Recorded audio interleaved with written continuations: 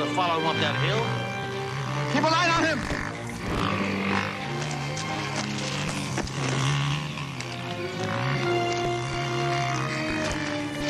That was not even our man. Hey, you moved in too soon. You didn't listen to a thing that I said, and now he's gone. You said he worked alone. I told you that he worked alone in the past. I also told you that he was unpredictable. Look, I don't have time to argue with you. He's still got the boy. He's gonna give the boy back. He fancies himself a man of his word. I thought he was unpredictable. Look, Houston, we're the FBI, not a bunch of Keystone cops. If you hear about this case on television, come up here from L.A. telling us that a small-time kidnapper is some nightmare man who kidnapped and terrorized you when you were a little boy in Texas some 20 years ago. It's him. Drayton, there's blood. We must have wounded him.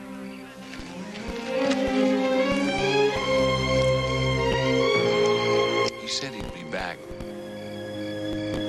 Just like a bad dream. Now, look, I have played this whole thing just the way you wanted me to, right by the book. And now he's gone. So maybe we'll play it your way the next time. Yeah, well, maybe there won't be a next time, see? I have waited for this for 20 years. Well, where's he gonna go? Where's he been all these years? Exactly where he's wanted to be. Free as a bird.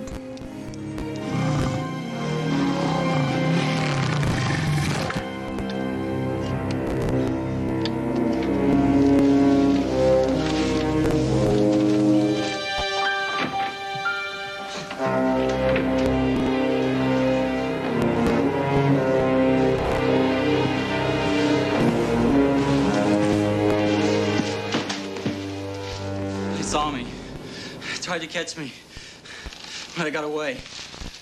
You let them back here? No, sir, I lost them. You screwed up, Billy. I didn't. I got the money. It's just that they were hiding, waiting for me. There were bright lights. Then I got hit.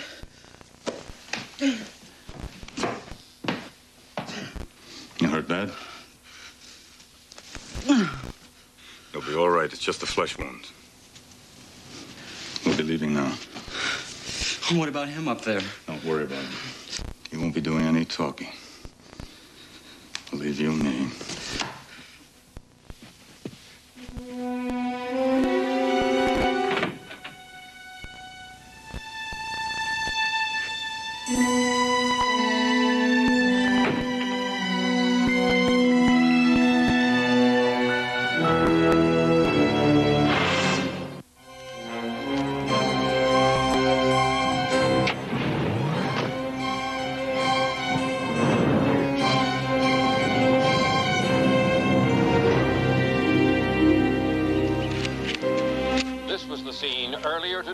Cabin near Silverdale, Oregon, where young kidnap victim Patrick Denton was reunited with his parents after the kidnapper phoned to reveal where the boy was being kept.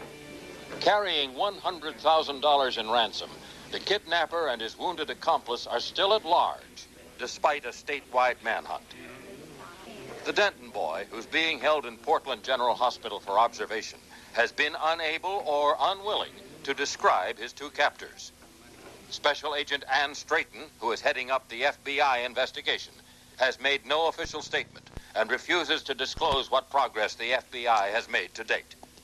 There seems very little hope that an arrest will be made soon.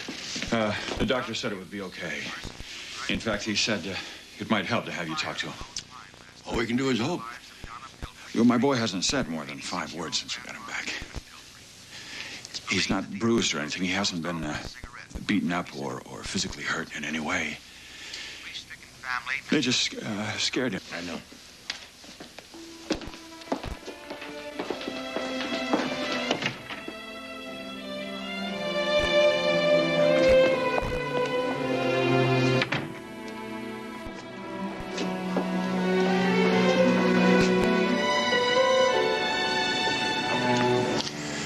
Man who kidnapped me locked me in a closet.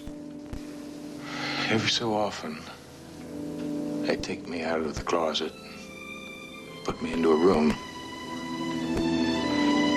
terrorized me with a gun full of blanks. Each time, he said he was going to kill me. My God. When they finally found me, I couldn't look at anybody in the eye. I couldn't talk to them. I couldn't tell them what had happened to me.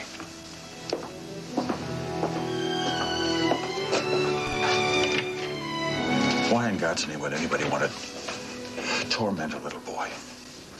I wondered the same thing when Matlock was kidnapped. Such a little boy. So helpless to this kind of thing. My brother Bill paid $50,000 ransom. I'd just like to find the monster who's responsible for this. Make him pay. So does my nephew. Patrick, the man who kidnapped you kidnapped me a long time ago. I think I know what it is you're going through. Nobody knows. What did he look like? I don't know. He called himself the Nightmare Man? What about the other man, the younger man? What did he look like? Did they say where they might go? I mean, did they call each other by names? Patrick, I want to catch him. I want to catch him so he'll never do this to anyone again. And I've got to have your help. I can't. He told me. I know. He told you that if you said anything, he would come back. Well, he won't. You're safe now. I'm not. Patrick. I'm going to catch him, Patrick.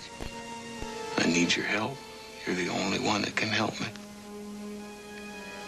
I can't. I can't.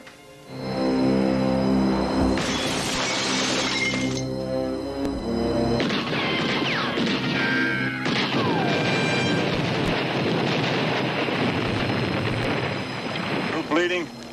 I'll be all right. Bleed much more, you'll be dead. Come on. Let's go.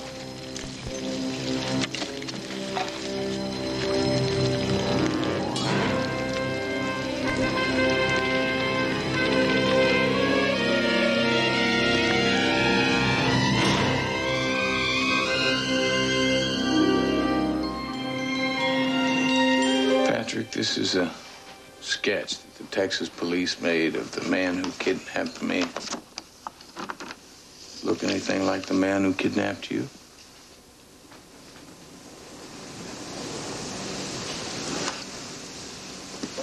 I'm sorry, Mr. Houston. No need to apologize. He's too scared to talk.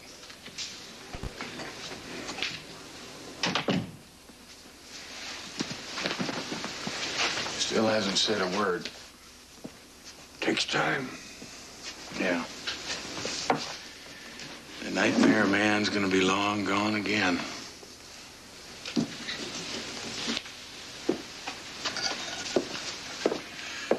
Mr. Houston, I want you to know how much I appreciate you coming up here to Portland and at least trying.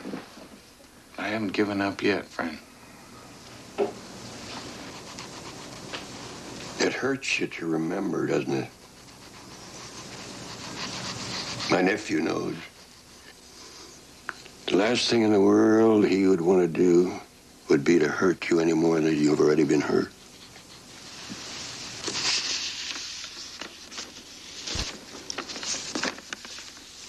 Matlock had to think about this Nightmare Man all his life because nobody ever caught him.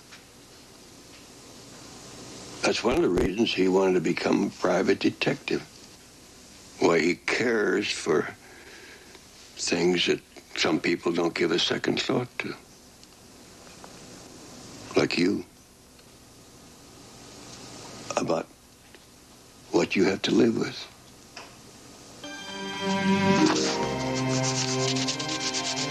Patrick.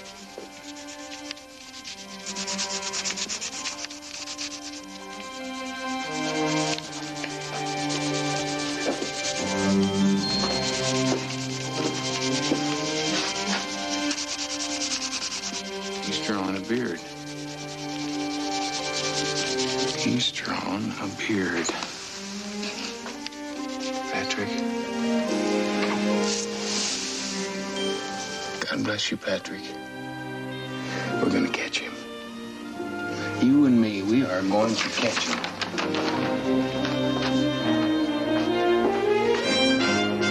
At least now we know what we're looking for. I got these in statewide distribution.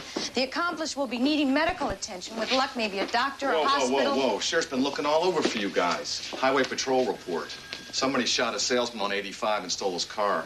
Guy's lucky he's still alive. Bearded gunman, the bleeding accomplice. Highway 85, that's about 100 miles east of here.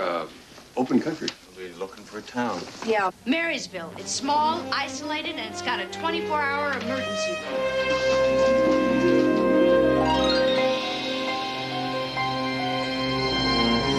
No. I've never been caught. Just a little bit too crafty.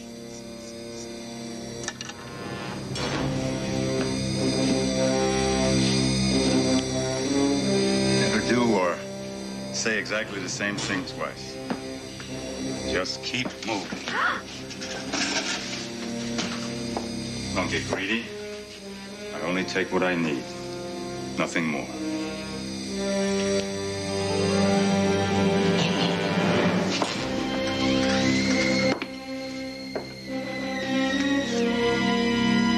He looks dead.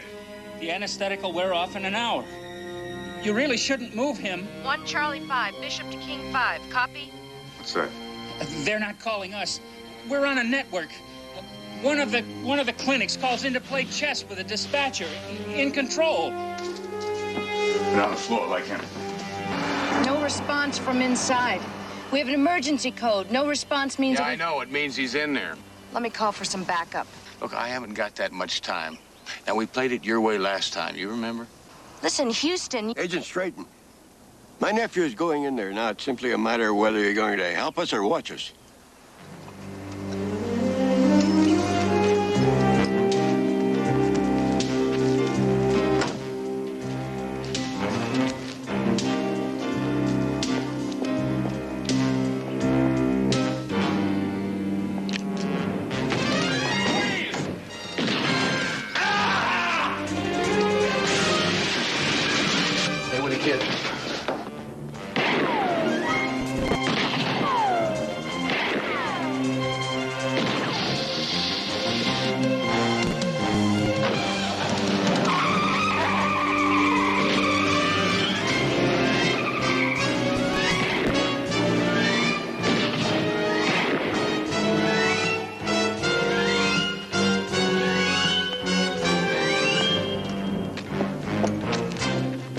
Your car?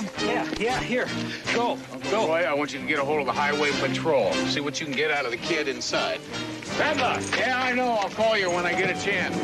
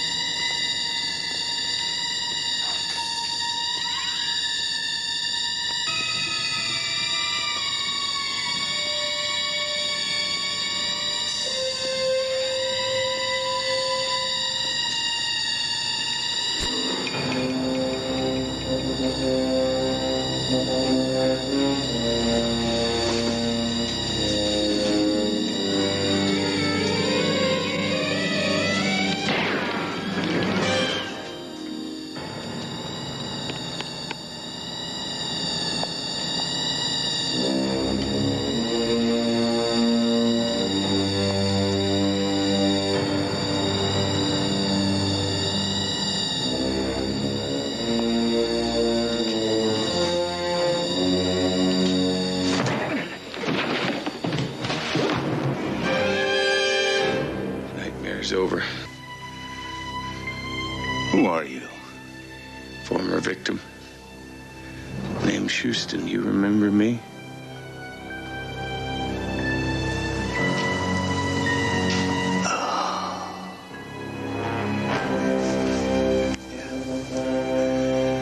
The kid who wouldn't cry. I scared the hell out of you. But you wouldn't cry.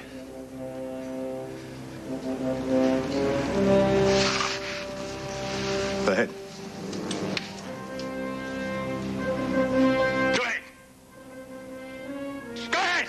I wouldn't if I were you. My name is Matt Houston. I'm a private investigator. My wallet is in my left-hand pocket. This man's wanted by the FBI. He's crazy! He forced me in here. He was going to rob me and kill me. He's lying! Don't move! Lose the gun! The man is wanted for kidnapping. Look, just check, please. We'll settle this outside. Lose the gun!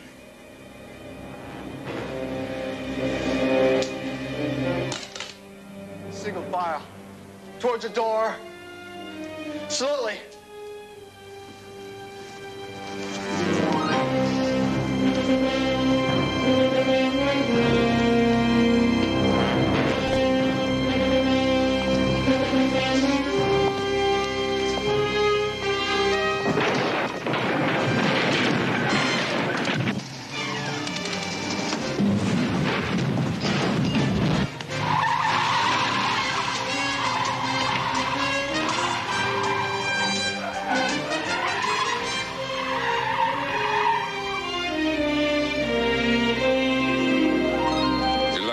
Sergeant up there. The way you were carrying on, they were ready to lock you up and throw the key away. First, a rookie cop lets him escape. Then I lose a whole day traveling back from Portland. Hoyt, I had him, and they let him get away. It was an honest mistake, Houston. An honest mistake? So what if he kills somebody else? What if he kidnaps another child? Is it going to still be an honest mistake? Listen, buddy, I am on your side. We're all on your side. Well, just the same. I mean, the kind of help I've been getting here lately, I'd just soon be on my own. Hey! You can lose the martyr routine, my friend, because it just doesn't work. It doesn't work with me. It doesn't work with Roy or any of the people who are trying to help you. Houston, we know what you went through. No, you don't. No, you don't. You have got no idea what it is I went through, or you would know why it is so important that I do not let this man get away this time. Houston, your nightmare man's accomplice is here in L.A. The FBI flew him in yesterday. Seems like he's implicated himself in 20 murders in Southern California alone. Me and Bart, we did a lot of killing the last couple of years. What did you do with the bodies? Different things. It all depended. On what? On how Bart felt about them. He mostly buried the ones he liked. Yesterday, Billy took us on a tour through Angeles Park. Gave us what he said was the precise location of 7 unsolved murders. Described a dozen more around the state. We didn't find anything. Why'd you kill all those people, Billy? Lots of reasons. Money, food, cars, clothes, whatever. Kid's lying through his teeth. We have no proof that Bartholomew or he murdered anyone. Billy Boy just wants to look important. Sometimes I kill him for no reason at all. Just to do it. Bart didn't like it when I didn't have a reason. He whipped me good.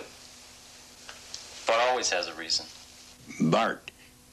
That's your nightmare man, Matlock. Just Bartholomew, no last name. Where do you suppose this Billy linked up with him? Don't know. His last name is Collins. Or so he says. CJ's running a check. He has no public record under that name. Whose idea was it to kidnap Patrick Denton? Bart's idea. We needed to raise some money for our dog ranch. Bart let me help, though. He also left you behind, Billy. Bart left you behind to take all the blame. All right, this is the part we're waiting for. What are you talking about? I'm talking about someone you trusted, who's just left you in the lurch. He didn't leave me in no lurch. Then where is he, Billy? He's right here in L.A., waiting for me to get out. We agreed to meet at this place if we got split up somehow. The Cape Cod Inn, room 15. 15 is Bart's lucky number. Not anymore.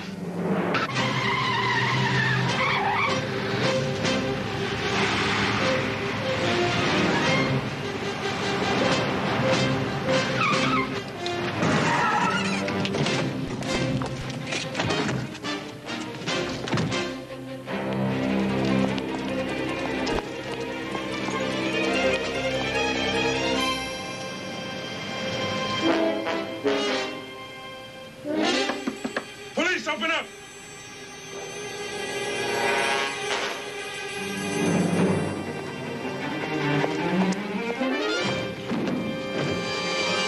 Don't shoot! Don't shoot! Don't shoot!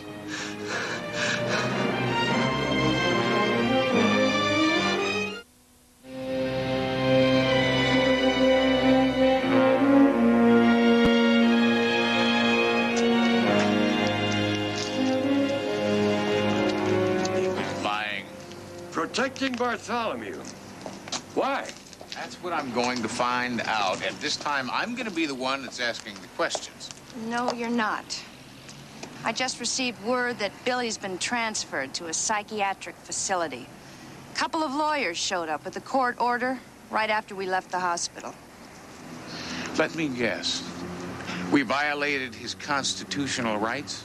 They say Billy's mentally ill and incapable of understanding the consequences of any confessions. Come on, Billy knows exactly what he's doing. And he is the only one that knows where Bartholomew is. Now, he's just playing games with us. Maybe. But it doesn't matter. They'll never allow us to get close to that kid again.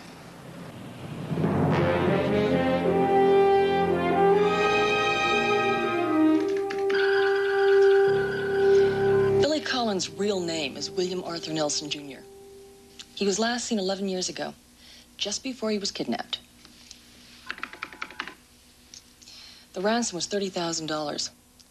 His parents took a calculated risk, Houston. They stalled, hoping that the police would catch the kidnapper. Bartholomew. He said that if he didn't get the money, Billy's parents would never see their son again. He kept his word. They never did. And an innocent young boy who was slowly turned into an animal. We think your nightmare man's been blazing a trail of terror across this country since before he kidnapped you, Houston. Assaults, robbery, stealing cars, rolling drifters. Who knows how many homicides? And at least 3 kidnappings. And Billy is the only link that we have to put an end to all of it. Well, both his parents are dead. He has no other family. Except Bartholomew. Now, do we know what psychiatric facility they're holding Billy in? Meadow Oaks, a respectable facility, so I heard. Look, Houston, I mean, even if you could get in to see him, Billy's not going to tell you where Bartholomew is. He worships a man. He may not tell me where he is, but he could possibly lead me to him. You try to break that kid out of Meadow Oaks, you'll have every FBI agency in the country on your tail. Then just tell me how hard it would be to get in to see him. With the courts involved, you'd have to be committed.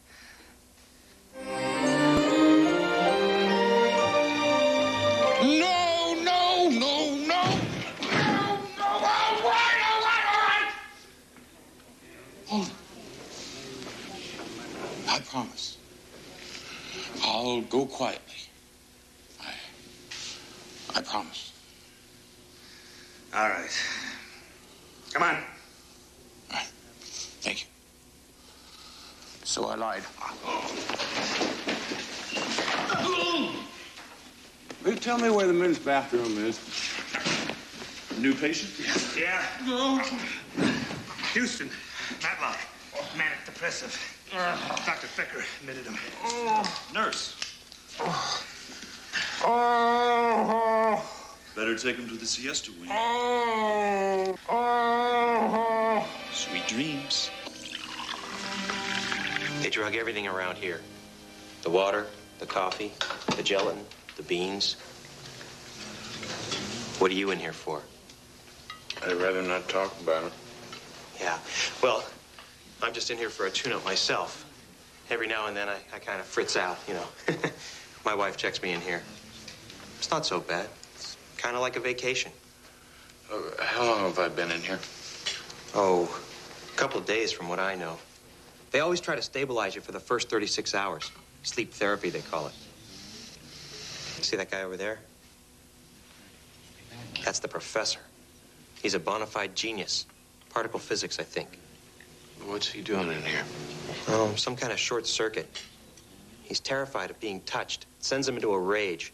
He's afraid that if he comes in contact with another human being, he'll explode. They use the coffee for shock therapy. Right.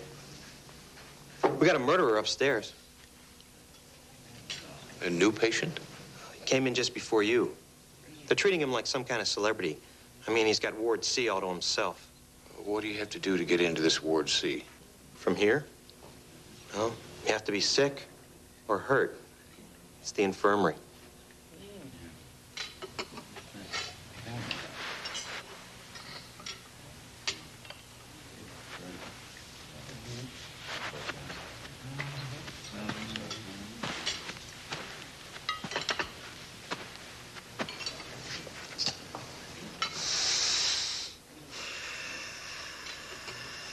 Sue, how's it going, Professor?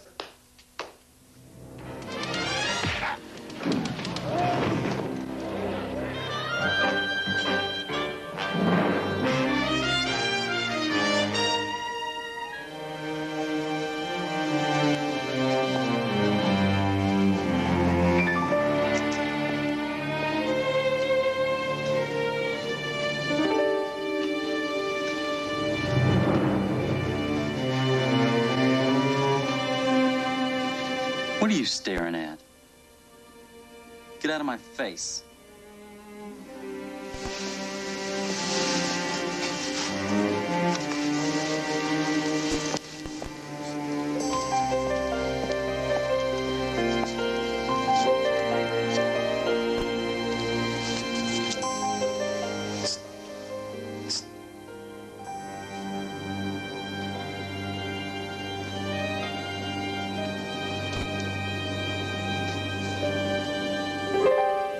Bartholomew sent me to get you out of here.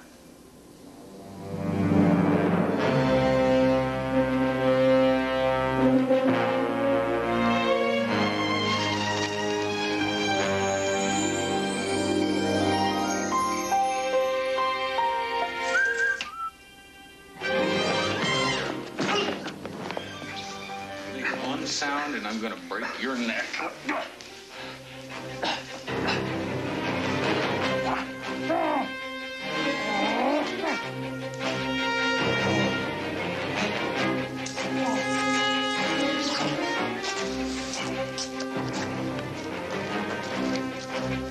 Let's kill him.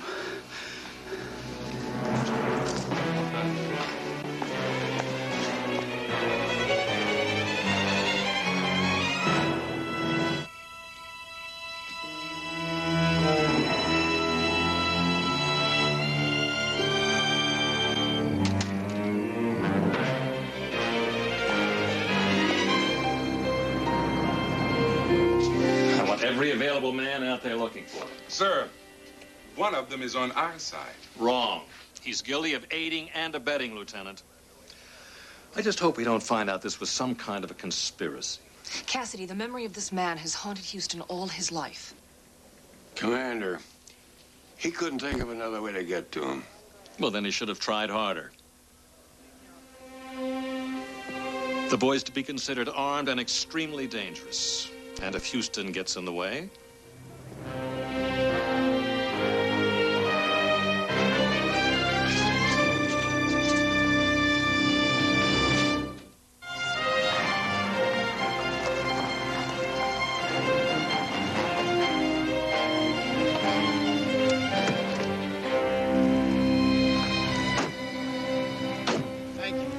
of a place to stop. Yeah.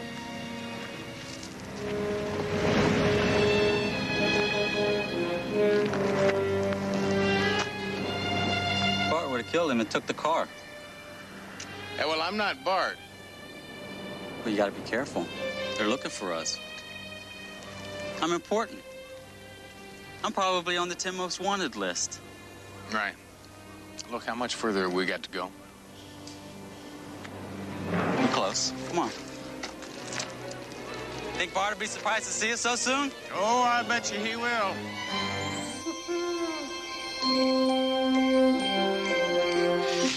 Me and Bart hid out in here 3 days once. It's okay. They'll never look here. We even hid stuff just in case. We've hid stuff lots of places.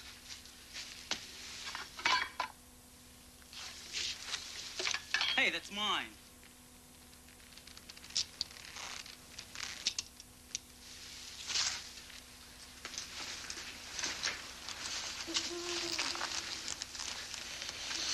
I thought you told me this was close to where Bartholomew is. It was. We passed it. Bartholomew always taught me to go past where you want to go. But people think you're going to keep going. They never expect you to go back the way you came. We'll go back in the morning.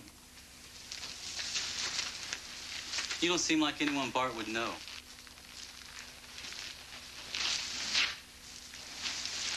Well, I'll tell you. Oh, Bart and I go back a long way.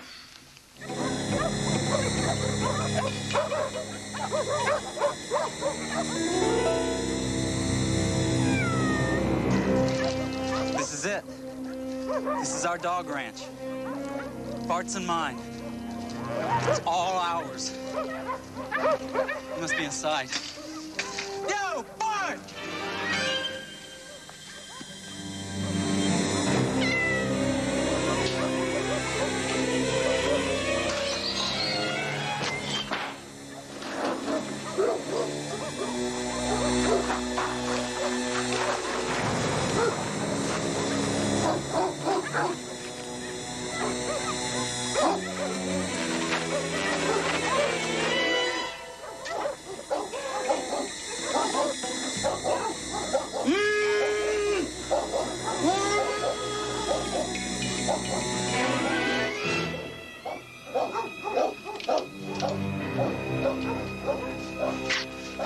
He said he knew you, that you sent him to fetch me. Why would I want to fetch you?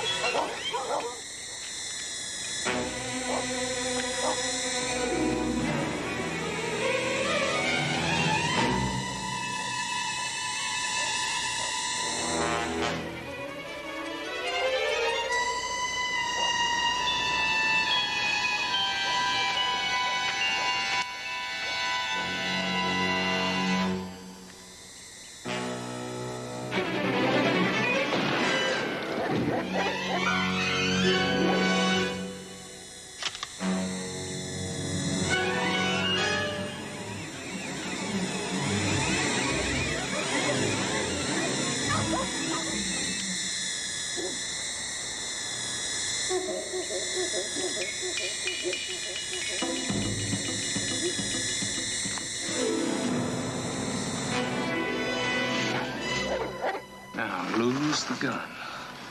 Real slow. That's it. Come on now. Huh?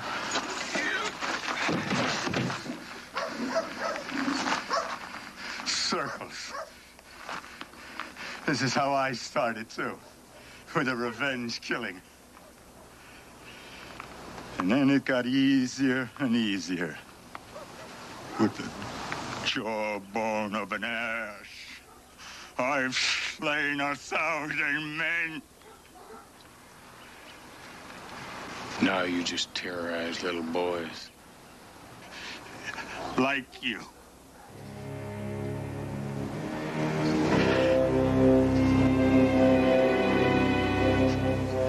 I am not afraid to die.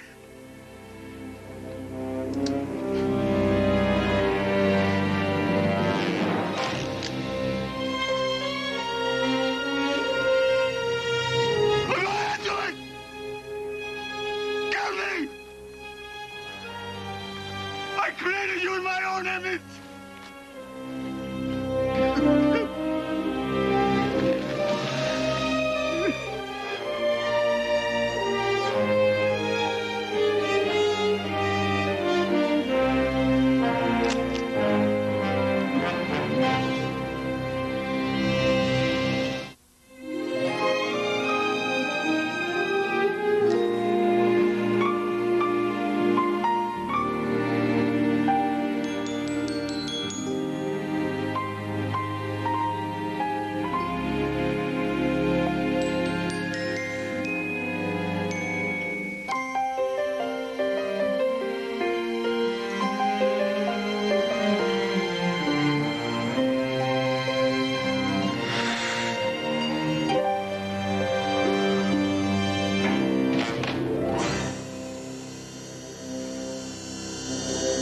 It's time, little Madeline.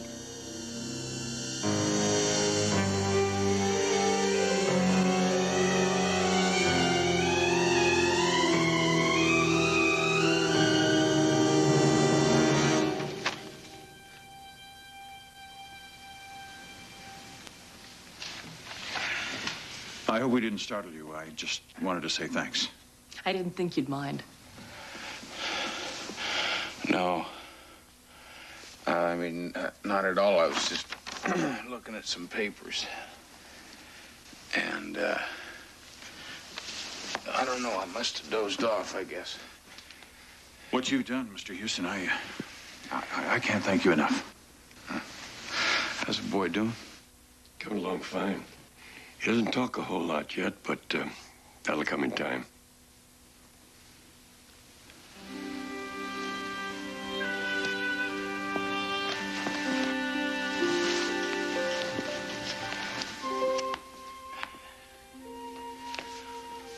Hey, buddy.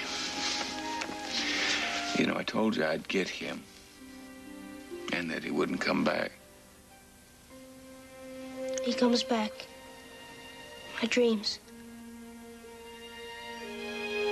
I know. But he won't always come back.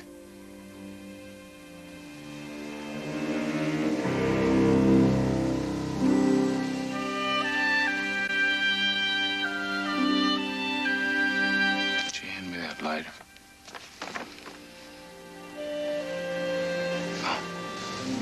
Yeah.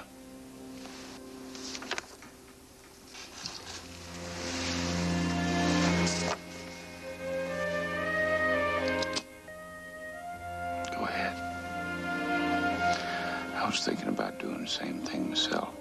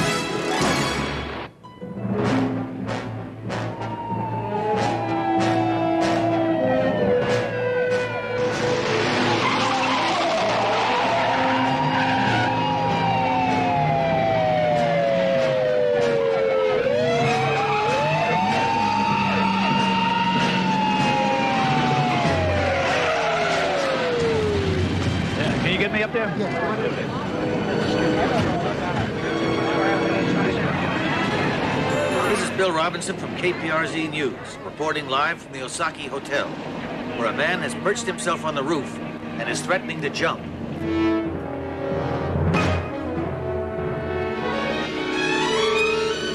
Uncle Roy, you've only rearranged this 5 times.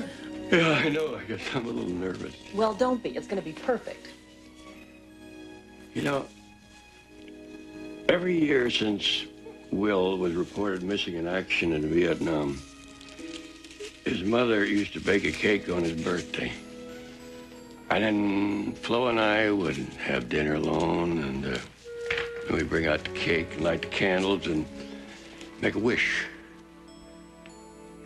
The wish I'm making right now is that Flo could be here with us. Cake's here. As I remember, Will was always a sucker for frosting. When he was a little kid. You know, one thing you never lose is sweet tooth. All I know is I can't wait to see the look on my boy's face when he sees all this. Houston, phone. This one.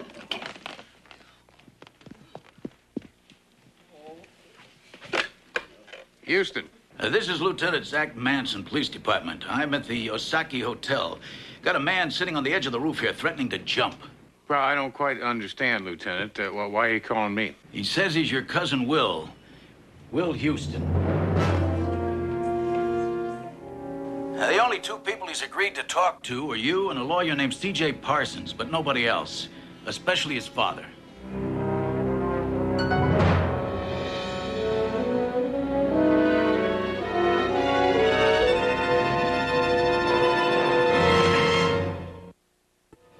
Is that your cousin out there, Mr. Houston? Can't believe it. Sure knew what he was doing when he picked this building. What do you mean? Hook and Ladder has a 8-story reach. Anything above 4 floors, you can forget about catching him in a net. Right now, we're standing on floor 37. So what you are telling me is that the only way my cousin's going to get down off this roof is if we talk him down. Or he jumps.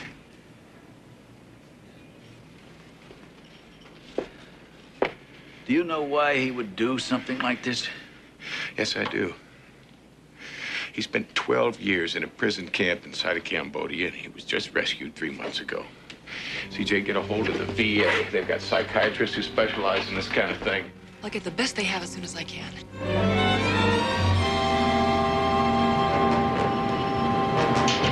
How's it going, cuz?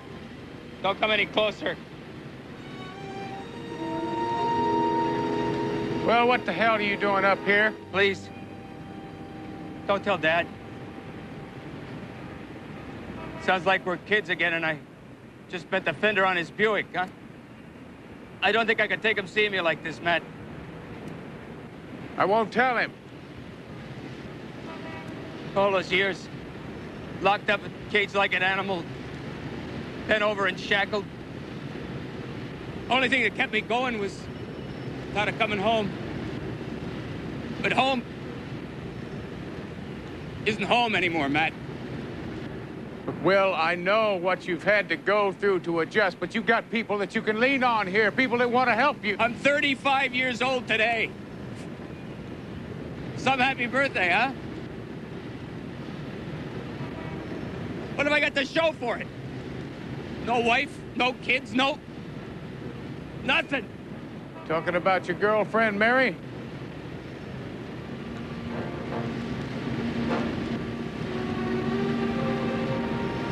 She went away. She's not coming back. Hello, Will. The VA is on the way.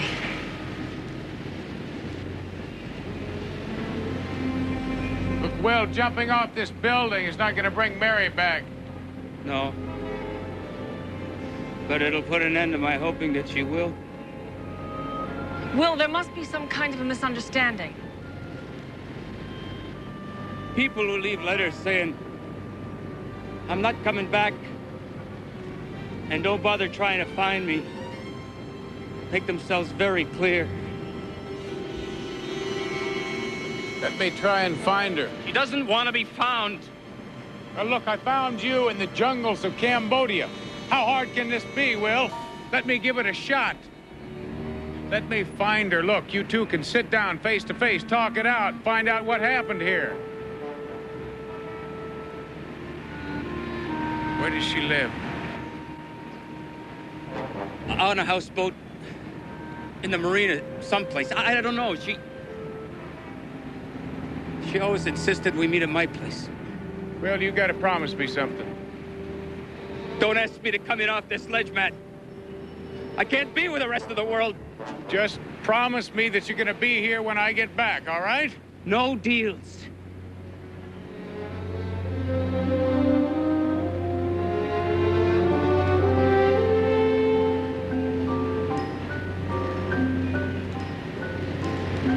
I want you to stay put. He's in no mood to be pressured right now, but you keep him talking. We might find out some more about Mary. It would be a lot easier if we'd met her. Beginning to wonder why we never did.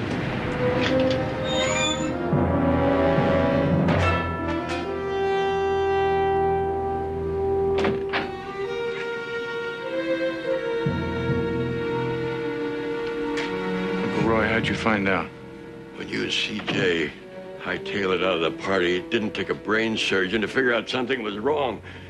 My son is getting ready to jump off the roof, and they won't let me talk to him. No, sir, you can't go down there. You can't talk to him right now.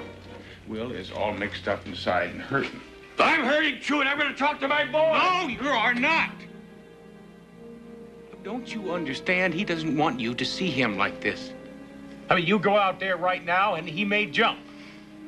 How many more payments do I have to make on my son, Matlock, before I get him back? I don't know. Just listen to me. Look, if you really want to help him, let's go talk to his girlfriend, because right now it seems like she may be the only one that's going to talk him down off the roof.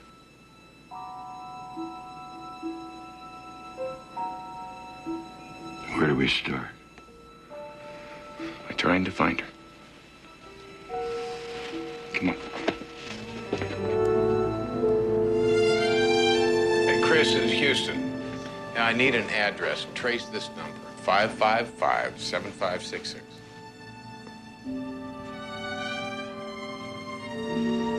Look, when you get it, please, give me a call on the mobile phone. Thank you. You sound like you came up with something. Oh, this is one of those automatic phones. It dials up automatically numbers that are frequently used. Look, it's got your number, my number, and Mary's. When I tried it, there was no answer. I found this in the bedroom. It's a bank book for a joint account named Will Houston and Mary Atkins. There is 12 years of back pay in that account. There is a bank statement of Will's over here with some unopened mail.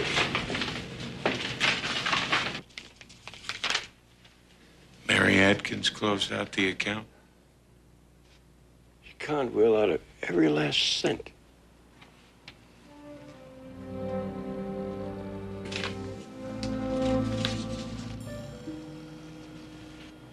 The question is, does Will know that he's been suckered? If he didn't know, he'd have jumped already. She must be one hell of an actress. I hope so. Because if we find her, she's going to have to give the best performance of her life to get Will down off that roof. Not if. When? Mary's got a little boy, Johnny. Cutest little 6-year-old you ever met. His dad was killed a couple of years ago in a plane crash. It's like an instant family for me.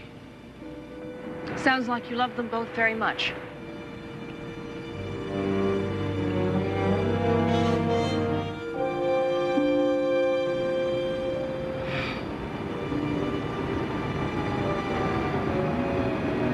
Mary and her little boy were my world, CJ. You're part of our world, Will. That's why you have to hold on. For Houston and me, as well as Mary and her little boy. But especially for Roy.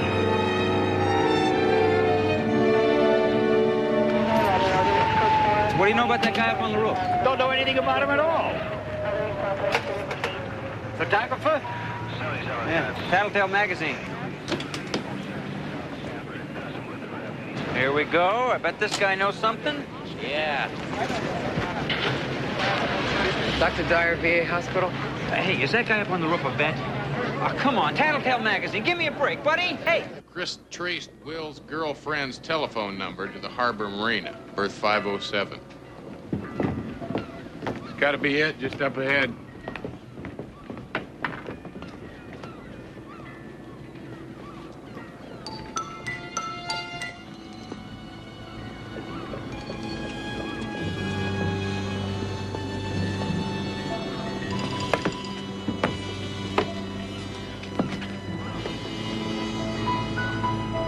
Boys shouldn't have gone in there. That boat's off limits. According to whom? According to me. And my friends, Gramps. Now, why don't you and Pretty Boy explain what the hell you're doing? Well, why don't you first tell me who he or she is that's so scared it needs a goofy-looking bunch like you to protect them? Boy, you could have been a little more diplomatic.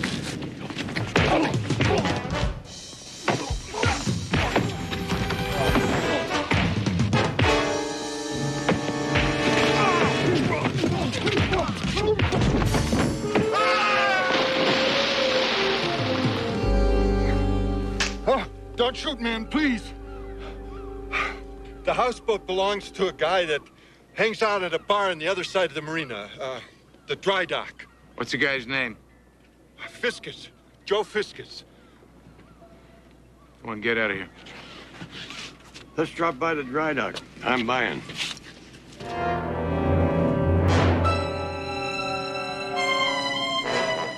Houston, get back here as fast as you can. He's been drinking and he's talking about jumping again. And I think he might do it. Dr. Dyer from the VA thinks that you're the only one who can stop him. Hurry, Houston.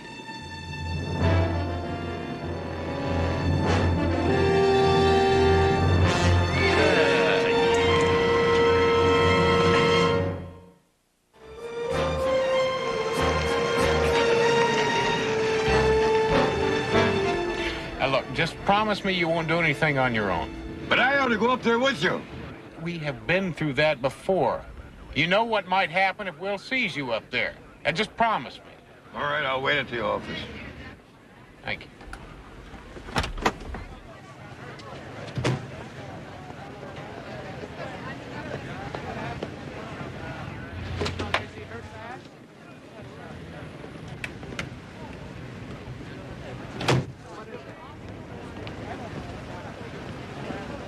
We're going to the marina. Bar called the Dry Dock. He's drunk and scaring the hell out of me. I can't get no satisfaction. Let me try and talk to him. Can't get no satisfaction. Will! How you feeling, buddy? Well, not thirsty anymore. Not much left, anyway. Not much anything left. Anymore. I've seen this case before, you know. The VA. It's not unlike the post-traumatic stress disorder that they found among Vietnam veterans and prisoners of war. Thinking about Mary's little boy. He needs an operation, you see. I offered to pay for it. Even opened up a joint bank account in both our names. She was too proud to even touch it. Now I don't know where either one of them is anymore.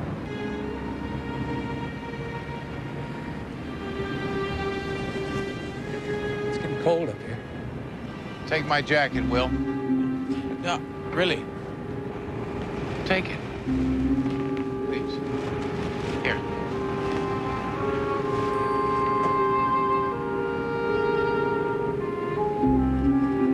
Hell. Maybe it's better if I do jump. Oh, don't say that. What's the boy gonna do if you jump? He's already lost one father.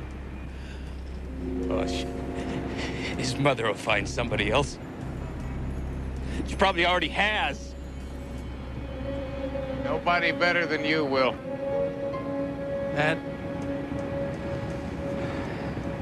Would you stay with me? Just for a little while? As long as you want.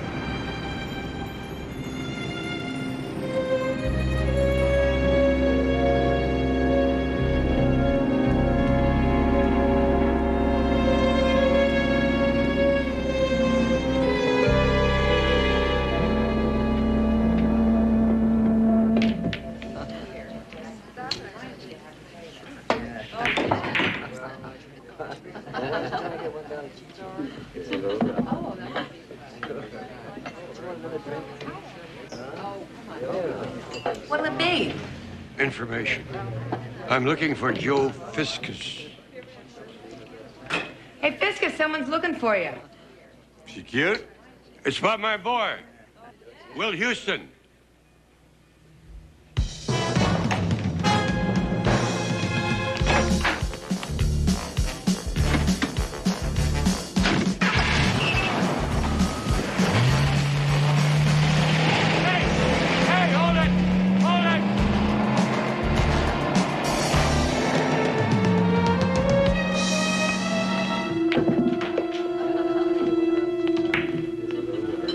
Not real smart.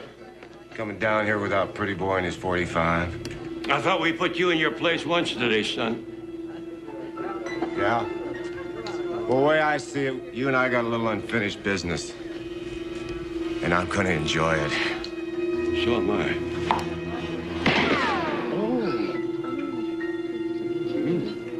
Next time I'll aim a little higher.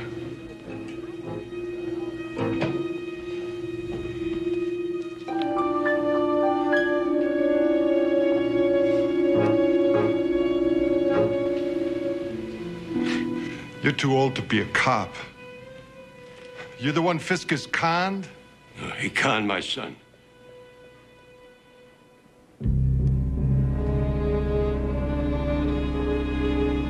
The non-vet on the roof? I've been watching him.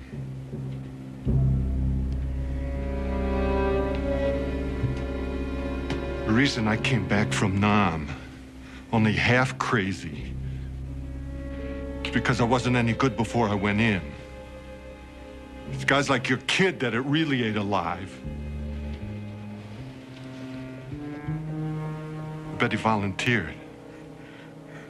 Thought it was all a big John Wayne movie. Yeah, he had a bunch of ideas like duty, country, honor. Well, you go and tell your boy that John Wayne is dead. He sure the hell is.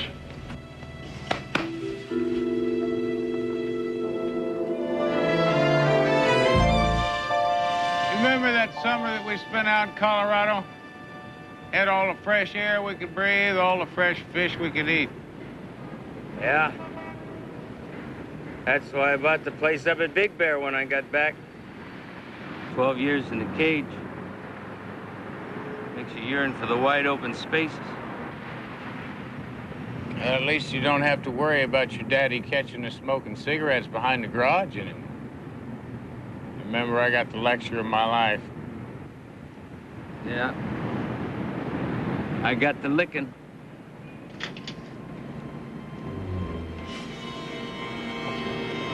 What's the matter?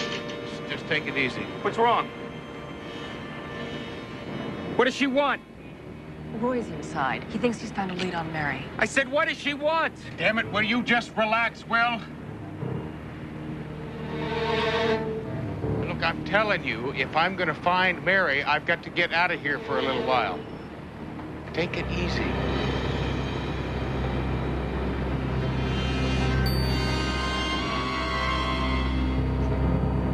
CJ's gonna stay with you.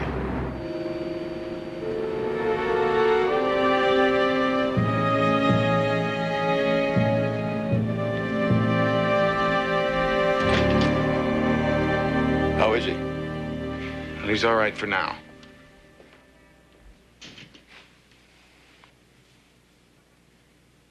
He's gonna be all right. I got the license plate on that fella that hired us 5 guys down at the dock. Chris is checking it out. How'd you get his number? I went to that bar. Well, you promised me that you'd stay put. I know, but I have my fingers crossed. We're here on the 21st floor of the hotel, and looking out at the opposite tower, we can see the man still poised on the ledge. My question, and the question on the minds of everyone who's been watching this human tragedy, is why? What causes a man to climb the heights of a modern skyscraper and contemplate jumping off? Hey, I told you not to watch this stuff. The guy's a loser. This is depressing. You can't do anything about it now anyway. No. I'm just the one who strung him along and ripped him off. Why don't you get Johnny's stuff packed and we get out of here?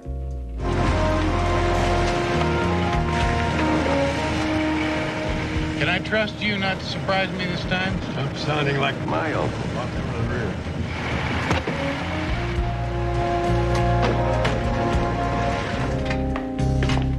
Okay, that's it. If you get Johnny set up front, we're on the road.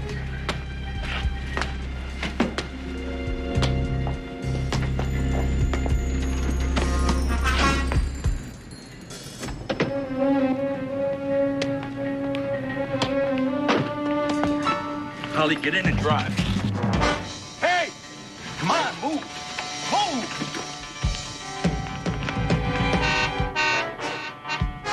Drive!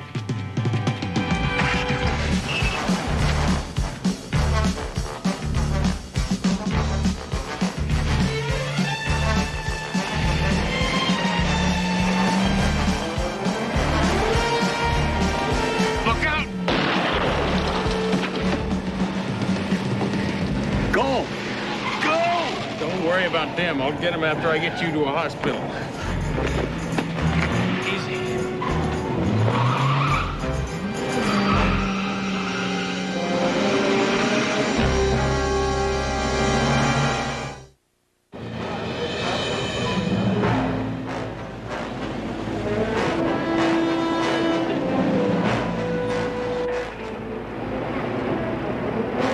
Ain't that a shame?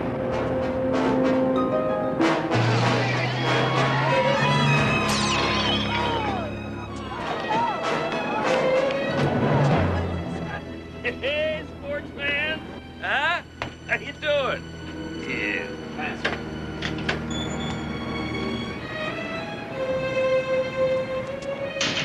Will, I've got black coffee. Have some. I got something better.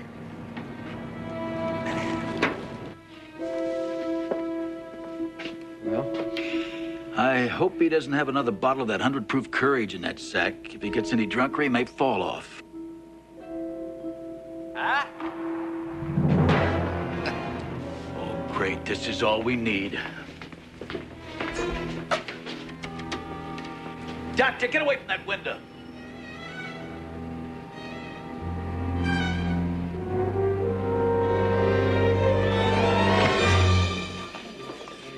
Dr. Smith, call your office.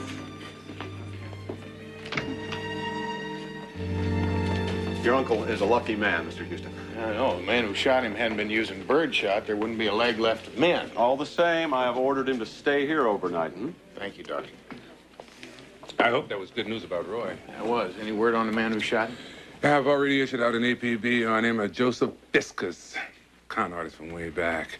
Always works with women. Uses her to bait hooks. I know the type. Usually need money for a noble cause, like an operation or something. Current accomplice is a Holly Talbot, age 26.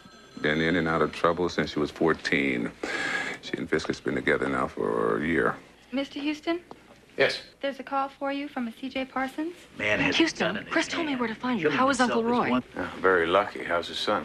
It's not good, Houston. He's got a gun. What? Apparently, the police are going to try to rush him. Right away. CJ, they can't do that. If they rush him, he's as good as dead. Stall him, do anything. I'll get there as fast as I can. A startling new development. We've just been told that the man on the ledge of the 37th floor has a gun. Whether he plans to use the gun on himself or others is not known at this time, but the police department has been forced to reevaluate their strategy. The consensus is that they are planning some bold action to bring this two-day-old drama to an end. I repeat, this just in, the man on the ledge of the Osaki Hotel has a gun. And apparently the police department is planning some kind of bold action to close this drama. Good. I was getting tired of listening to that.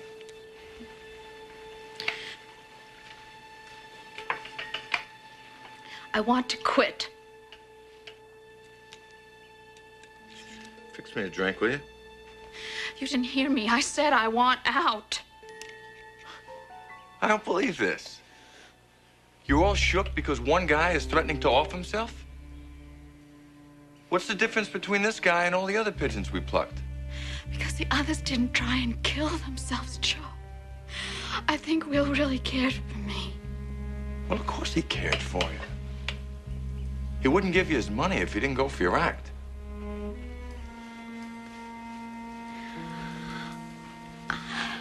I'm not so sure it was an act. Will was different from all the others. I want you to keep this entire area clear. Now, we've waited long enough, Miss Parsons. Manson, if you rush this young man, you're gonna kill him. Yeah, well, better him than somebody else. Oh, that's a pretty cavalier attitude, Lieutenant. CJ is right. If you rush him, he will jump. That's the same thing as murder. That man has a gun. Yeah, well, he won't use it. You don't know that. Does anyone care what I think? Now, if anyone can get that gun away from him, Mr. Houston can. What? Will trusts him. He believes in him. You don't have the authority to decide that. I have the authority, Manson. I take full responsibility. I can make it official with one phone call to headquarters.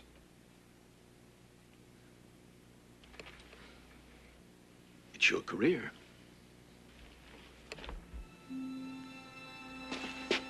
Thank you, officer. Houston, they found that camper belonging to Fiscus, abandoned on Highway 18. CJ, Highway 18, that's near Big Bear. I think so. Why? That's where Will's cabin is.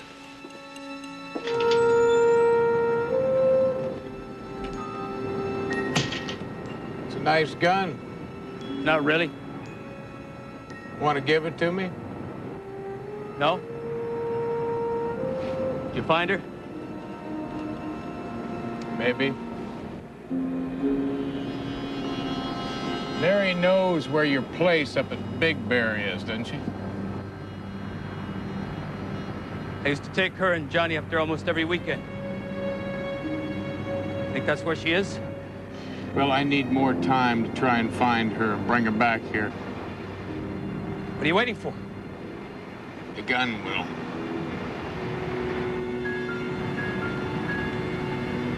I don't even know why I brought it up here. I remember the first time they issued me one of these in basic training. It scared me to death. Funny how you get used to things.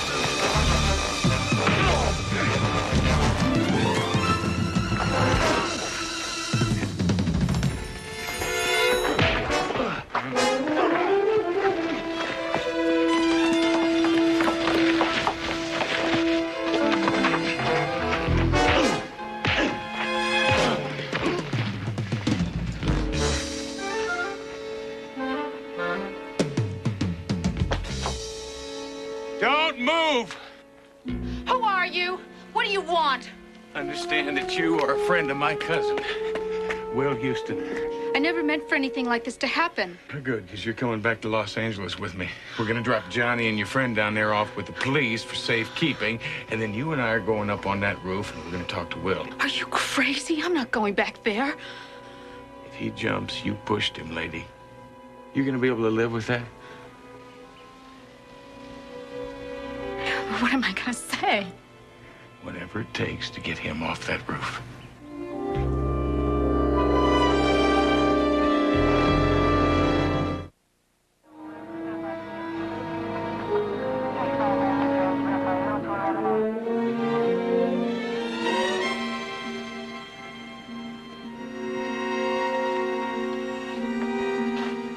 I thought the doctor told you to stay in bed.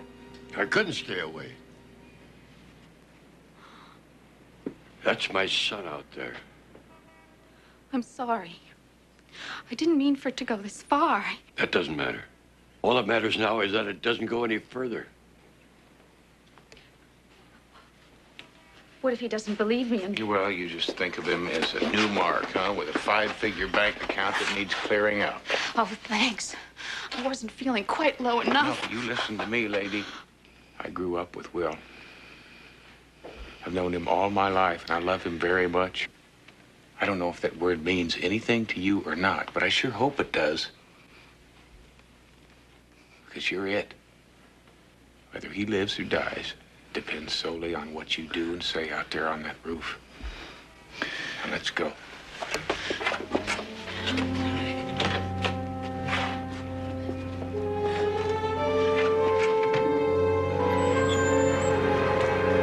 Houston, thank God you made it. Now comes the hard part.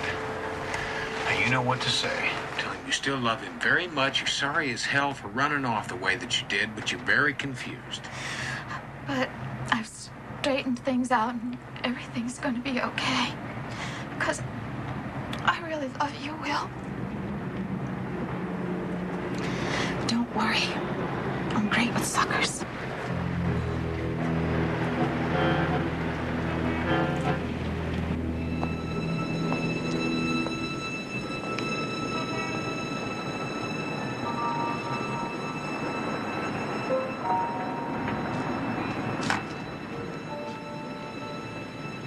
Hi. Hi.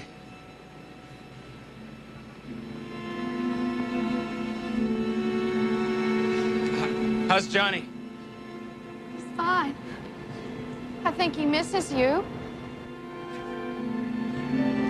Will, I'm sorry for leaving the way that I did. I was sort of mixed up and I needed to get away and think. You don't have anything to apologize for, Mary? This whole thing, it's my fault. But everything's gonna be okay. Because I've straightened things out and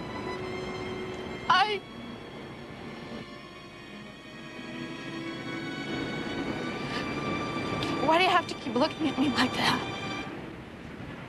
Because I love you?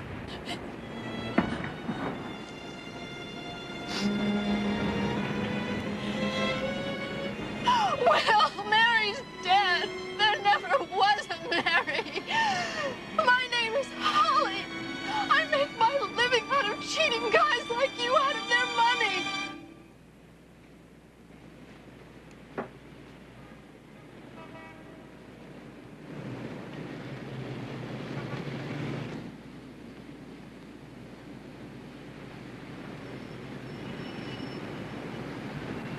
I don't believe that. Yes! What's it gonna take? A ton of bricks falling on your head? Will, it's the truth! Matt! Is it? Yes, it is. Never was a Mary, Will. You mean there was never anything happening between us?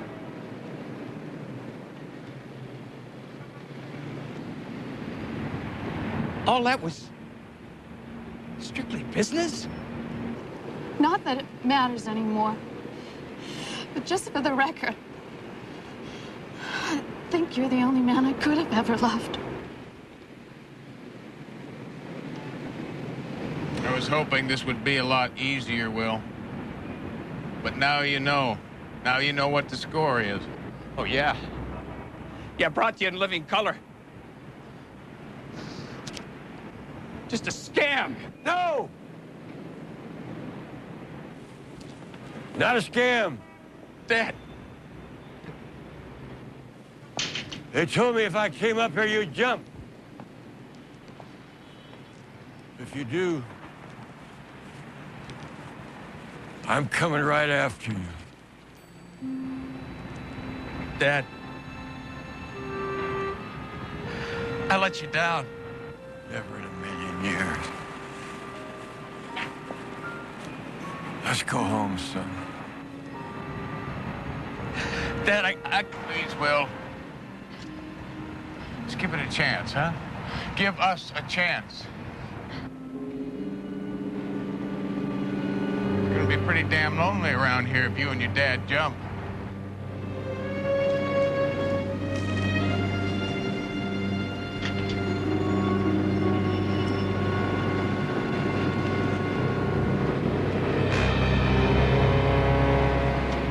Disappointing a lot of people down there. I don't jump.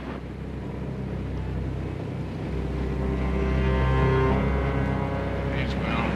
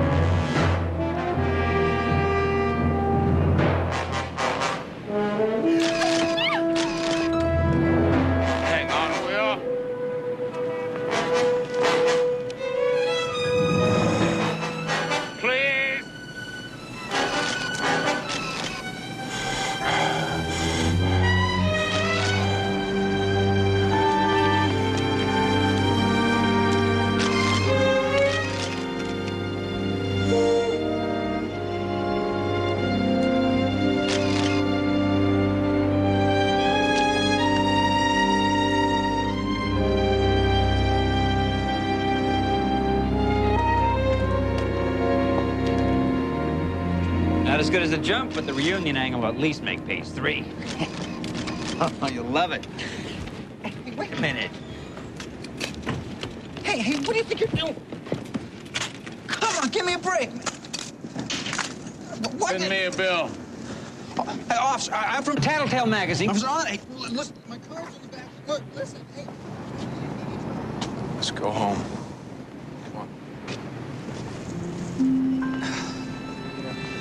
All right.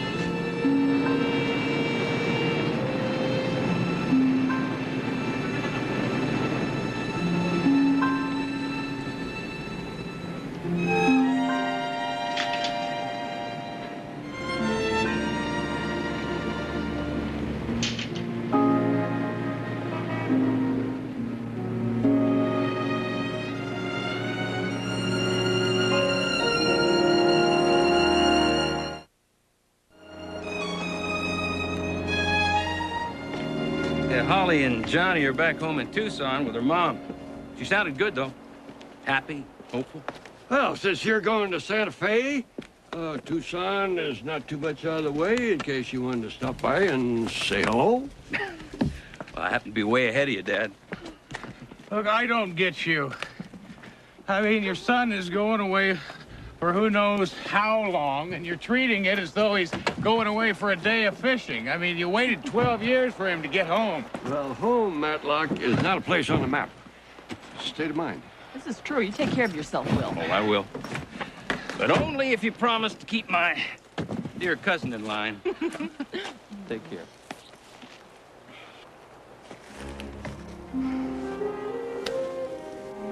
Don't even know where you're going, do you? Sometimes it's better that way.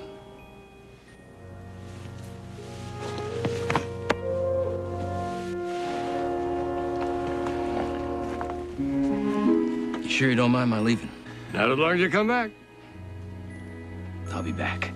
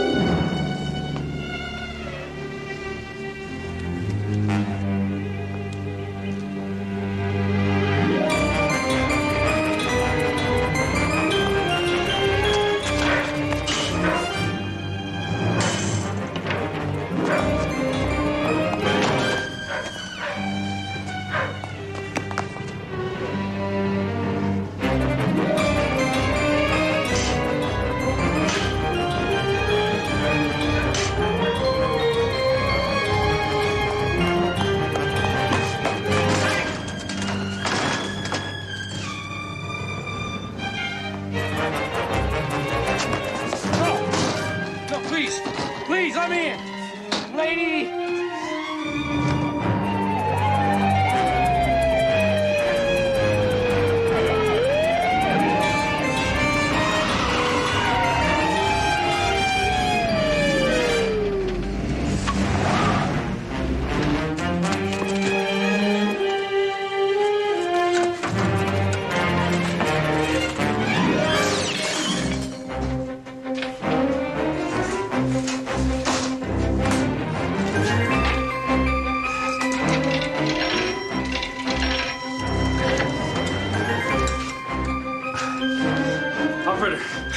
Jim Saunders. I want to make a long-distance call collect to Los Angeles. Houston Investigations. I don't know the number. Miss C.J. Parsons. Tuesday, this is the best suntan lotion in the world. My boyfriend says these salmon eggs will catch anything that swims. This insect spray is guaranteed to give the bugs malaria. Well, thanks, you two, but this is just a one-week vacation. I'm not going on a 6-month expedition down the Amazon. I have here a Mississippi night crawler, considered ambrosia by our pescatorian friends. You little rascal, stay there. Right. Yeah, my hands are full, Uncle Roy. Well, don't worry. I put 50 of these in the trunk of your car. They thrive in the dark. That's good. Thank you. I'll see you all in a week. And look, if something important comes up, you... Houston, forget it. You have canceled this trip 4 times. Nothing's going to come up. If it does, we'll handle it. Bye.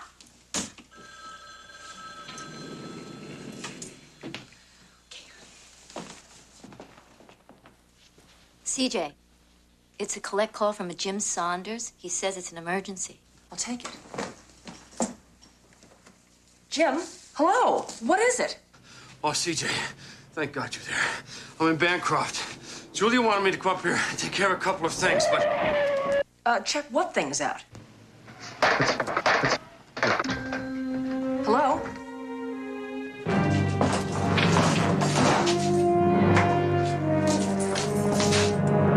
Jim, hello?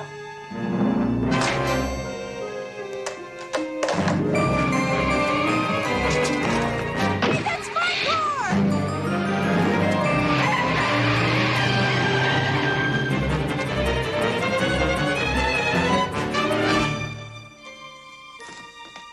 Everything all right? No. I just got a phone call from Jim Saunders. He works for my very dearest friend, a girl named Julia Martin. It sounds like he's in some kind of trouble, Roy. I'll try and stop Houston. No. Matt's on his vacation. If CJ's friend needs help, he's got it. And you're looking at it. Thanks, Roy. Where do we start? Well, first of all, we place a phone call to Julia Martin to find out what this is all about. Where can I find her? Good question. She's a bit of a globe hopper. She has offices all through Europe. Why don't you try calling the London office first, Chris? And you and I are going to take a little trip to Bancroft, California.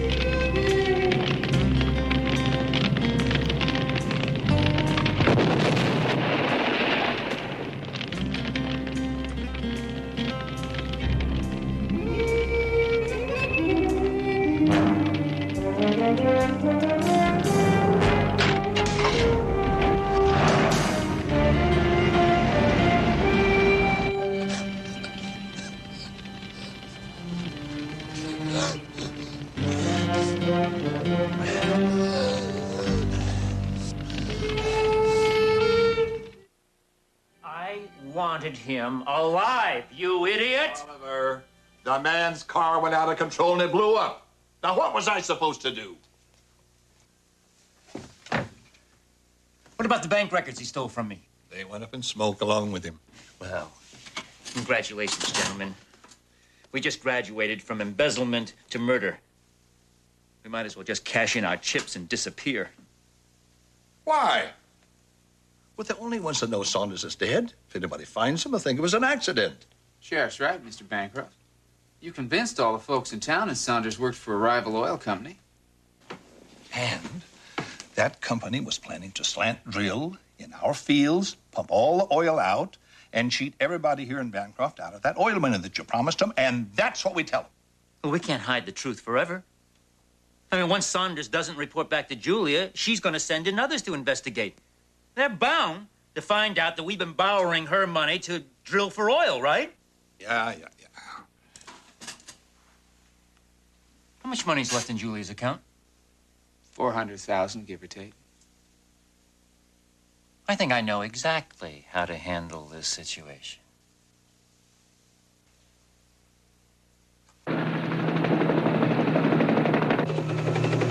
We'll be in Santa Barbara in about 15 minutes. Did Chris arrange for a rental car? Yes, but she warned me it's no limousine.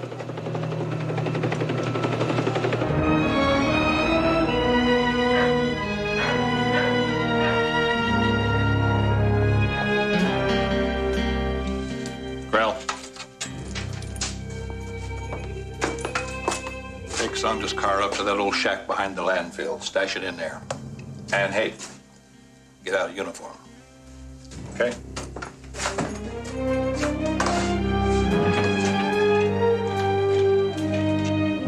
So it was Julia's grandfather who founded Bancroft. Yes, he was an oil wildcatter. Spent his last $100 to buy a field they said wouldn't even yield water. He pumped 50 million barrels of oil before it finally played out. Then Julia was born here? Yes, but when she was 1 year old, she and her family moved to Texas. She was my neighbor for 15 years. Why would Julia want Jim Saunders to go to Bancroft if she's been gone so long? I've been wondering about that since Jim's call. Roy, that was his car. Turn around. Hang on.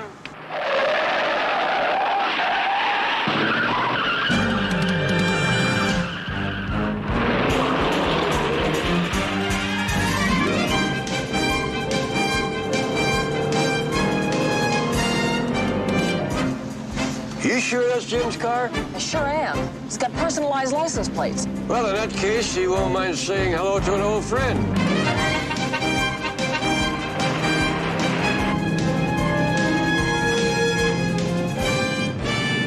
That's not Jim, but it's his car.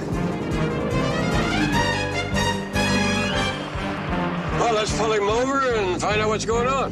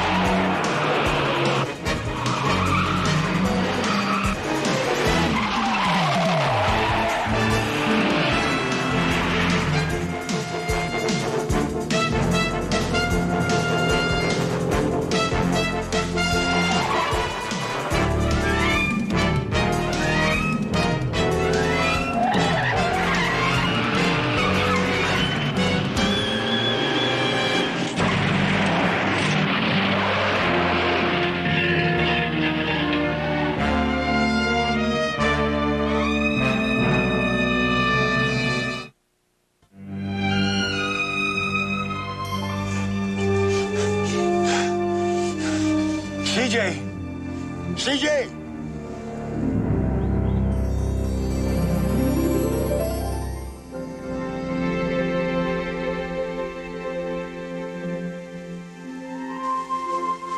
I can't stand it.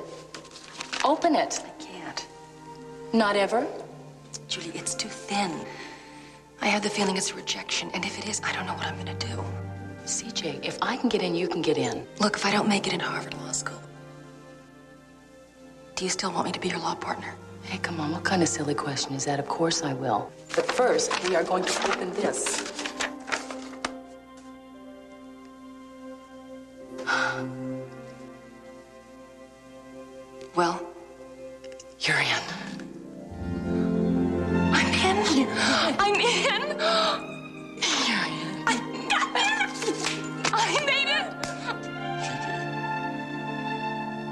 CJ? CJ? Are you all right? How long have I been out? No more than a minute. We hit pretty hard. Are you sure you're all right? What about Jim's car? It's gone. Roy, something terrible has happened to him. Well, I think maybe this will get us back to Bancroft. When I get to the sheriff's office, everyone start to find some answers.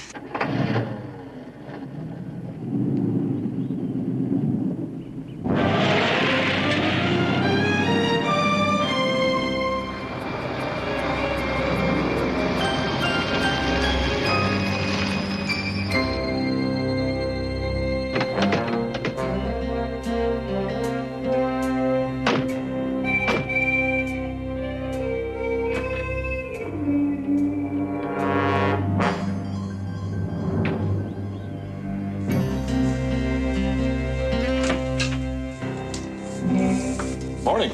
Howdy.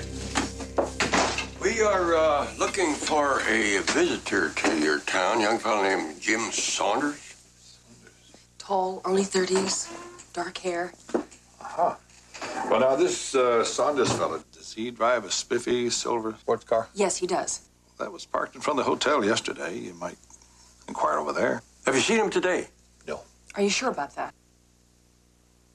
Do you have some reason for doubting my word?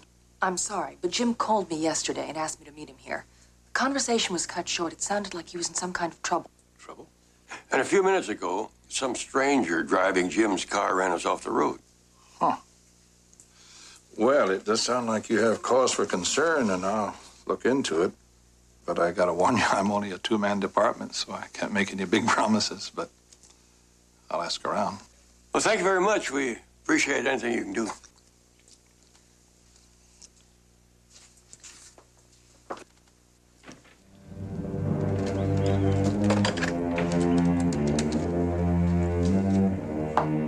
Bancroft, please. Yeah, they sure are on their way. I'll take care of them. Thanks a lot, Sheriff.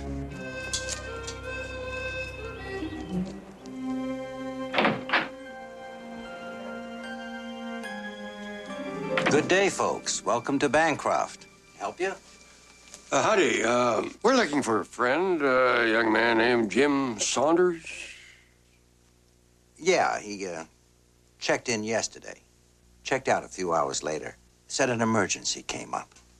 Any idea what the emergency was? He didn't say. Interest you folks in a couple of rooms? Yes, I think you can.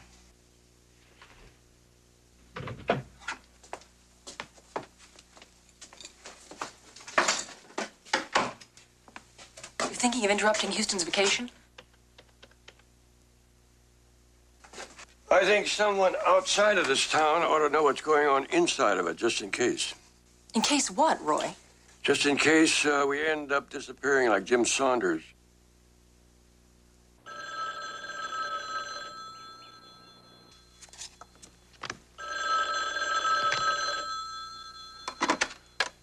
Hello. Hello, Matt. Is that you? Yeah, none other. Uncle Roy, what's up? Well, I feel guilty cutting into your valuable fishing time, but there's something I think you ought to be aware of. Well, why don't you give me a minute to shoo all the love-starved females out of my cabin? We'll have a nice long chat. I did what you told me to do on the phone. Put them in rooms 22 and 23. And you remembered to disconnect the phone. I tell you what, Uncle Roy, it sounds to me like... Hello? Hello, Matt? I think we just wore out our welcome.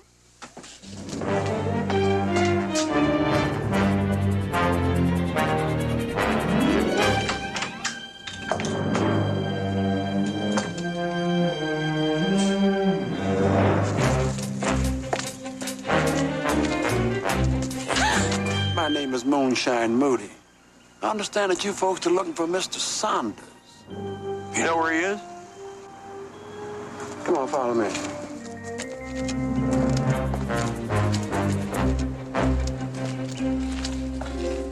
I'd like to know just why you folks are looking for Mr. Saunders. He's a friend of mine. He asked me to meet him here. My name is C.J. Parsons. No one in town seems to know what happened to him. I do. I'll take it to him.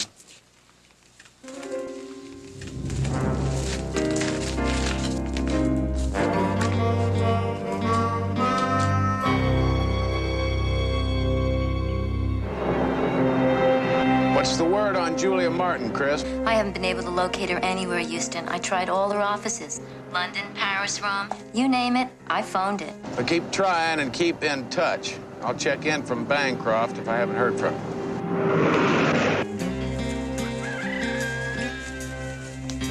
Your friend's in here.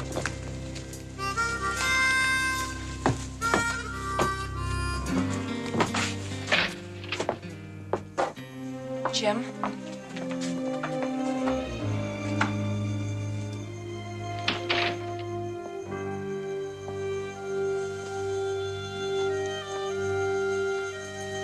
I did my best to help him.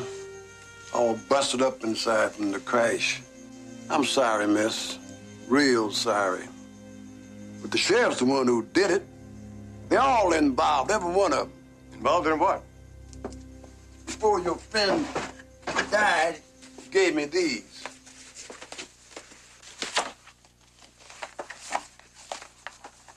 They've been drilling for oil. Shucks, ain't been no oil here in 50 years. But Oliver Bancroft won't admit it. According to these documents, Julia sent $3 million to build a children's medical research center, the money to be held in trust by Oliver Bancroft until additional funds are raised and plans drafted. Oliver Bancroft is Julia's cousin. He's also an embezzler. According to these bank records, he diverted $2.5 million from the building fund into oil drilling. The folks here love Bancroft and want desperately to save the town. But Oliver Bancroft convinced them that drilling for oil's the only way. So they do whatever he says. How come you don't? I did. Until your friend told me what was really going on, and I couldn't stand by and see Mr. Bancroft steal Julia blind. Why would Julia want to build a children's research center in Bancroft? Julia was born here. All of her wealth came from this town. And she was the type of lady that wanted to give something back. Wonderful lady, just like her father. There's another reason.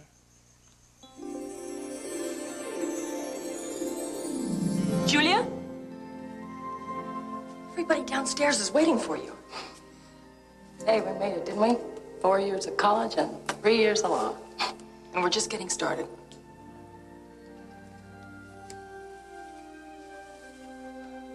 Julia, what's wrong?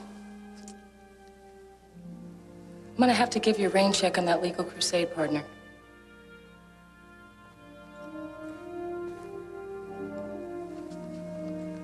The doctors finally found out why I'm feeling so tired. And it seems I've got myself a slightly terminal blood disease.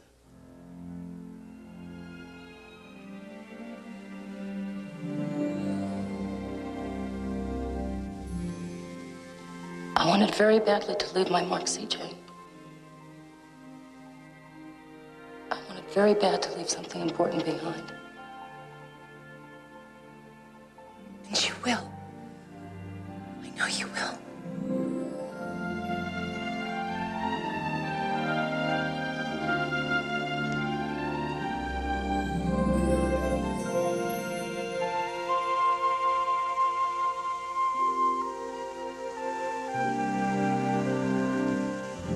Julia must have gotten suspicious, sent Jim Saunders to check on her research center. Once he got here, he probably tumbled to what Bancroft was really doing. Mr. Bancroft convinced the whole town that your friend was with a rival oil company out to cheat him. And these people here do anything to protect their little town. That's how come nobody would help Mr. Saunders. Julia trusted her cousin so completely. When she finds out about it, it'll probably be too late, because her cousin's leaving town with what's left of Julie's money in the bank the first thing Monday morning. I overheard the sheriff talking about it. That means we've got to get to Santa Barbara as quickly as possible, round up legitimate authority, and come back and clean house.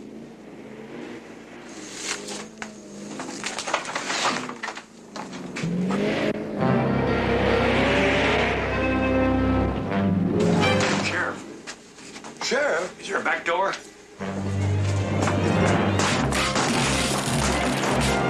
There he is now.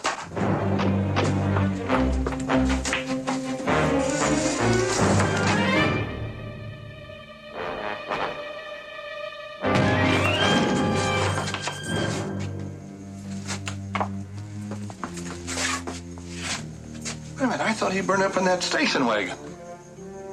Well, if he didn't burn up, those records didn't burn either.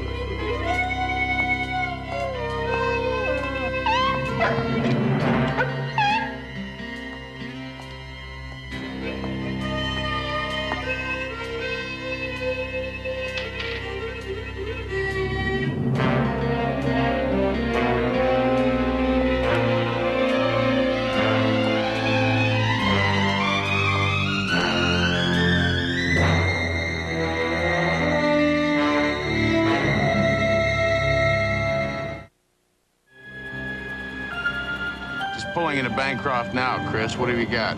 A telegram from Julia's financial advisor in New York asking CJ to meet Julia and Bancroft today. I'll pass that along to CJ when I find her. You don't understand. We've done nothing wrong. Nothing but murder and grand theft? Jim Saunders was the thief. He stole some valuable documents from me and tried to get away. Documents proving that you embezzled millions from your cousin. I was justified in doing that. To save Bancroft and to make it the boomtown it once was, I spent every penny of my own drilling for oil. And then you started using Julia's money. Temporarily. Just long enough to strike oil. That money was earmarked for a children's research center. Research center be damned. I mean, the only thing that's going to save this town is oil. These drilling records and geological surveys conclude that there is no oil. They're wrong. I mean, they said the same thing to my grandfather 50 years ago, and he brought in gusher after gusher. Until all the oil was gone. No. On his deathbed, my grandfather swore to me that he had barely scratched the surface, and he made me promise to keep drilling and put Bancroft back on the map. So you're going to keep your promise by running out with all Julia's money?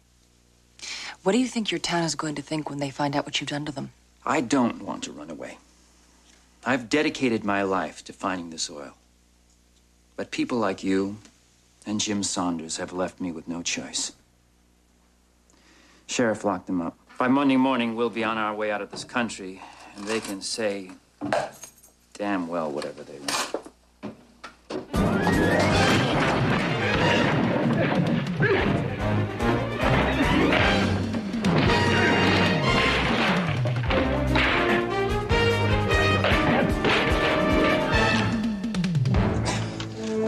Lock him up!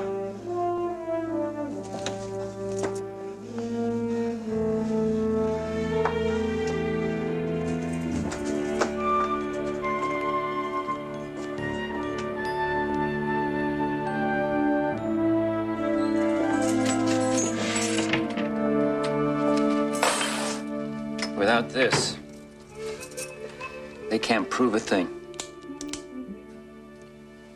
And if they make any more trouble, I'm gonna do whatever's necessary.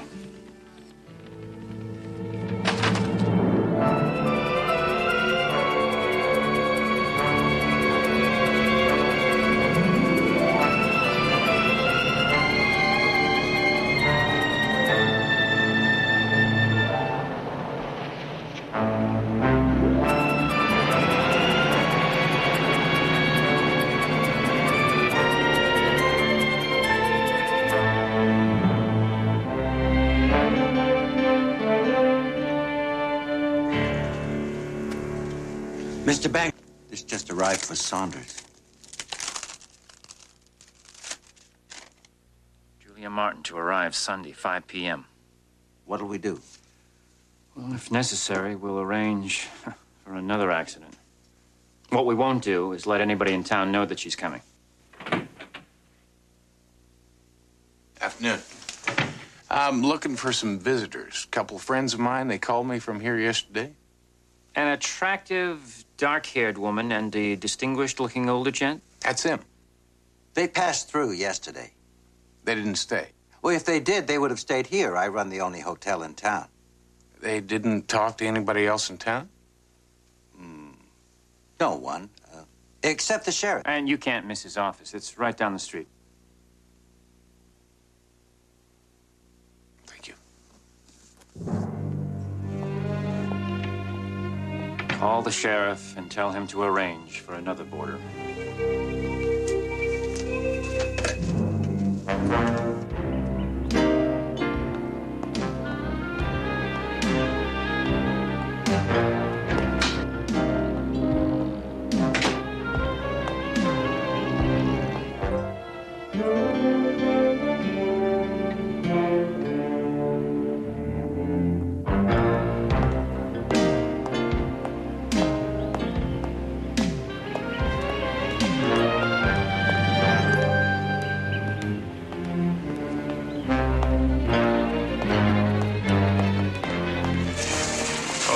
Where'd you get this? Follow me.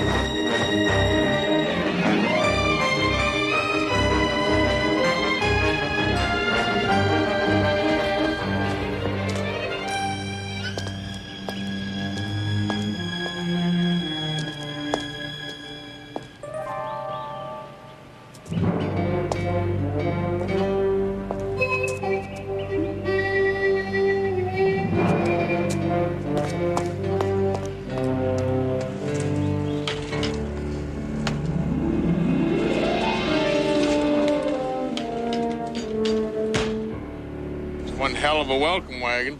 That's all right. But your two friends are in jail. Why?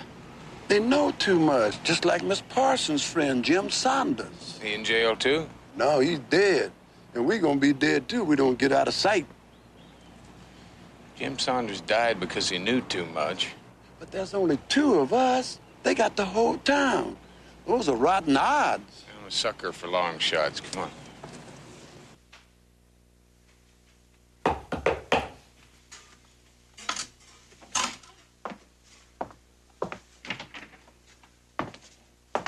I lost him.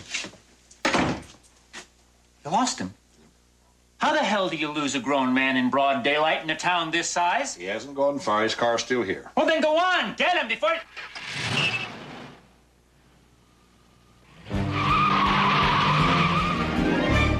You lost him, all right. Come on.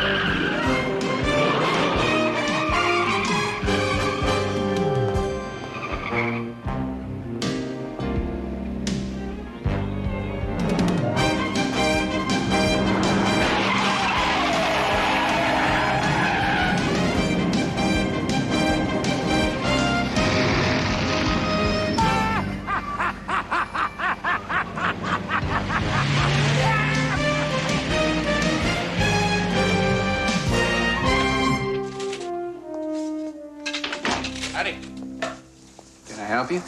Well, I just stopped by to parole some friends of mine. Come on.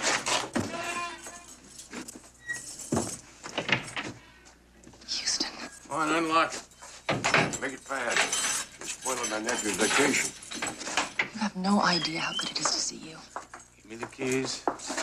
We've lost him. He must have doubled back. Turn around. Turn around!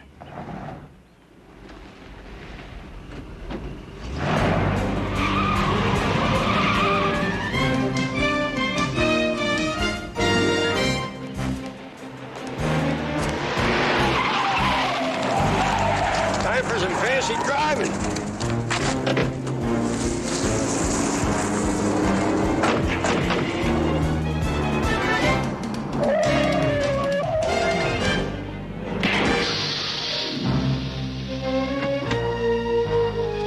Some fancy driving.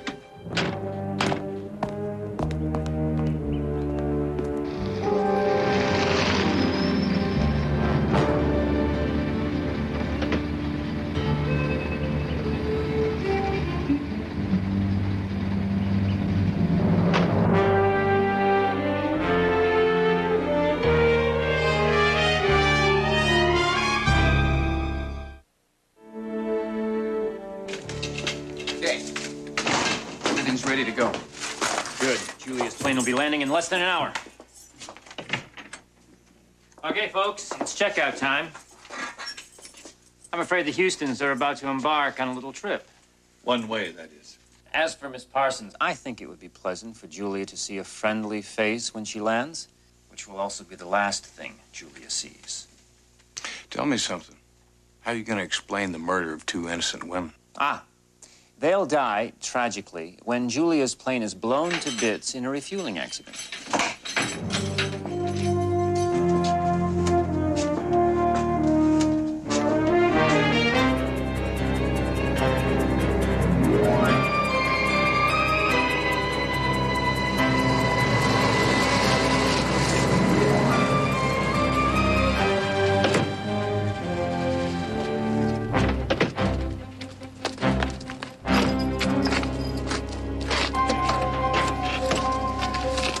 Come on, make it quick.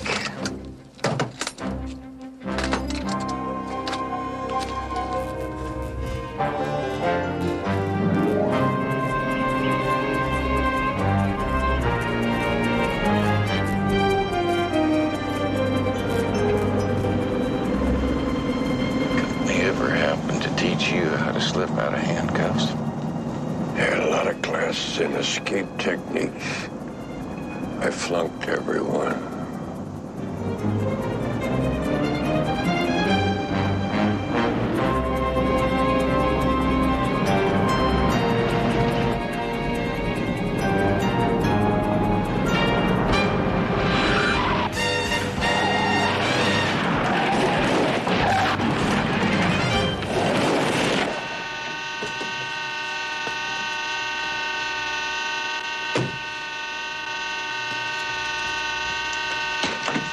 Okay, Sheriff.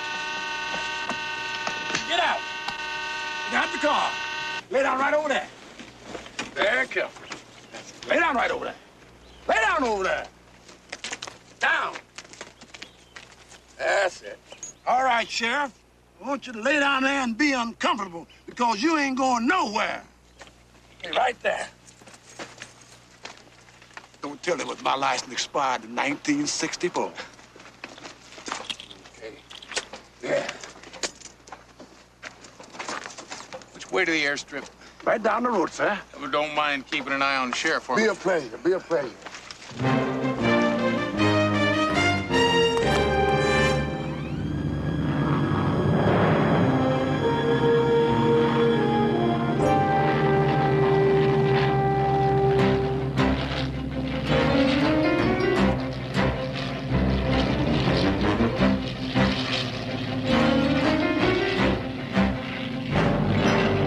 All set. When the plane lands, it'll pull over here to park. When the front tire touches that cable, she'll blow.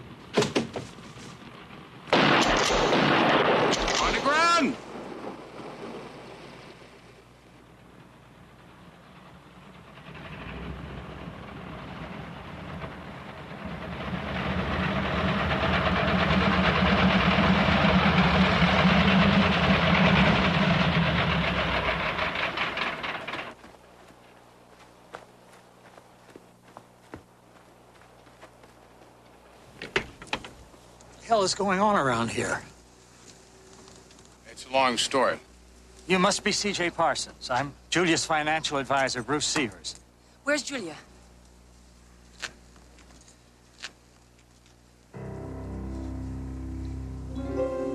I'm sorry. She was already dead when I sent you the telegrams asking you to be here. What happened? After 10 years in remission, the leukemia returned. She told me that she wanted to be buried here, your birthplace, among her friends, especially you. Before she died, she gave me this. It's a check. The final $3.5 million made up to Bancroft Building Fund. Her last wish was to see her research center completed. It will be. Guaranteed.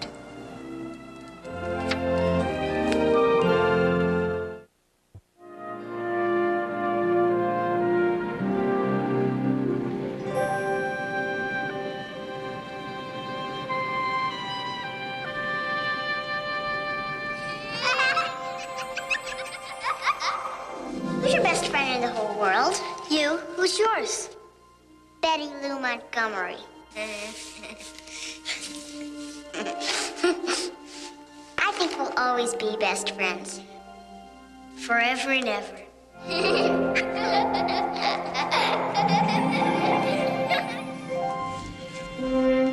Hey, what are you smiling about? Nothing. Nothing. Let's go to dinner. Okay. Smiling about nothing. When you were a kid, did you have a best friend? Yes, I did. Yes, I did. Now I have a better one.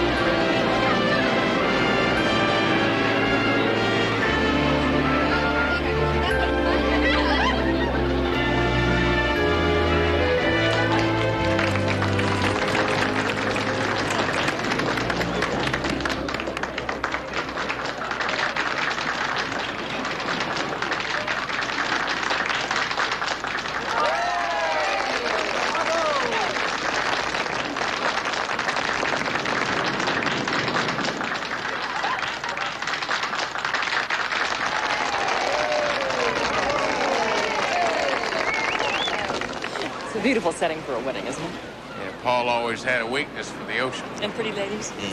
Just following the lead of my best man and best friend. In fact, if it hadn't been for Houston, Bonnie and I never would have met. Matt used to come and drag Paul out once a month to go sailing.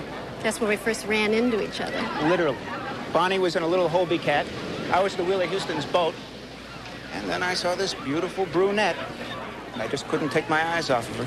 That's right. He steered off course, damn near sunk my boat. How does it feel to be the catch of the day? Catch of a lifetime. Hi, girls. Bonnie?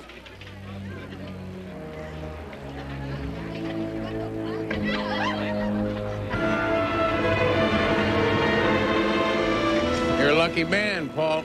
She's a special lady. I envy you. Oh, now that's a switch. What's that supposed to mean? Houston, I have envied you since day one in college. Rice University's BMOC, class president. You were fighting off more cheerleaders than you were tacklers. Good days. Best of yet to come, my friend. I agree.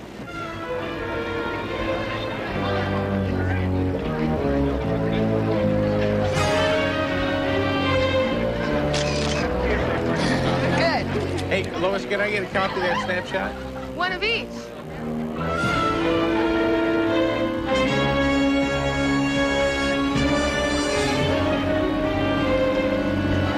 When do you leave for Acapulco? Tomorrow. Tonight it's the honeymoon suite at the Majestic Bay Hotel. And then first thing in the morning, it's up, and away.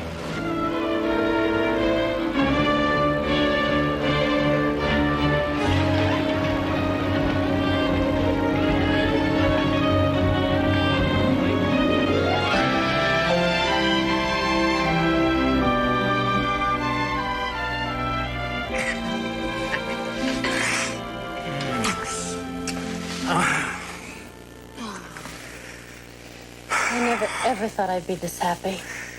Hey, you better get used to it. I have a confession to make. You do. Don't worry about it. I took you for better or worse. Good. Because I'm a tickle freak. Oh, well, all's fair in love and war. Oh.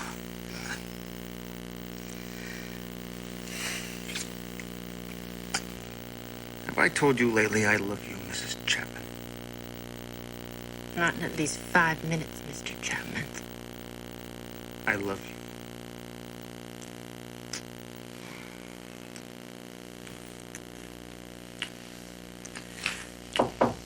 Room service. Surprise. Don't you go away.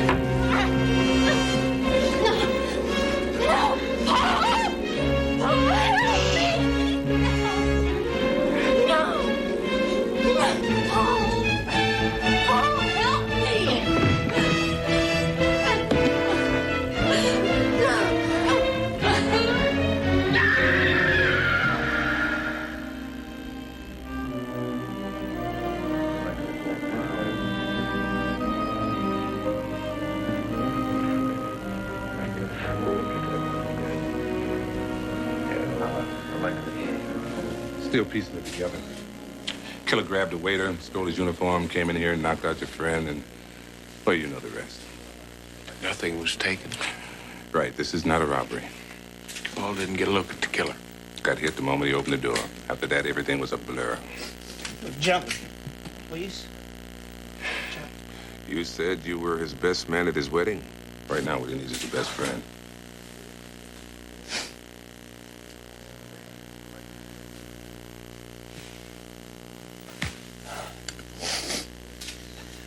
I watched it happen.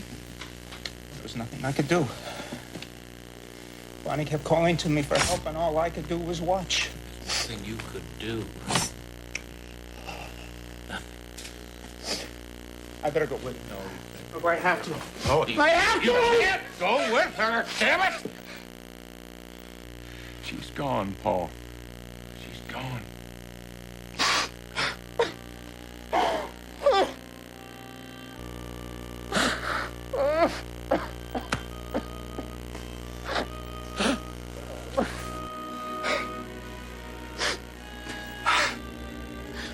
What am I supposed to do now? I can't go back to that house without her. You're gonna come home with me. We gotta find out who did this, Houston. We have to. Find him.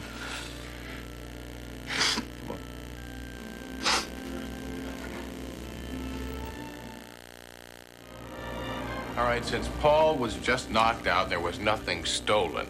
Now, Bonnie had to be the target all along. Premeditation. Yeah, but why? Paul,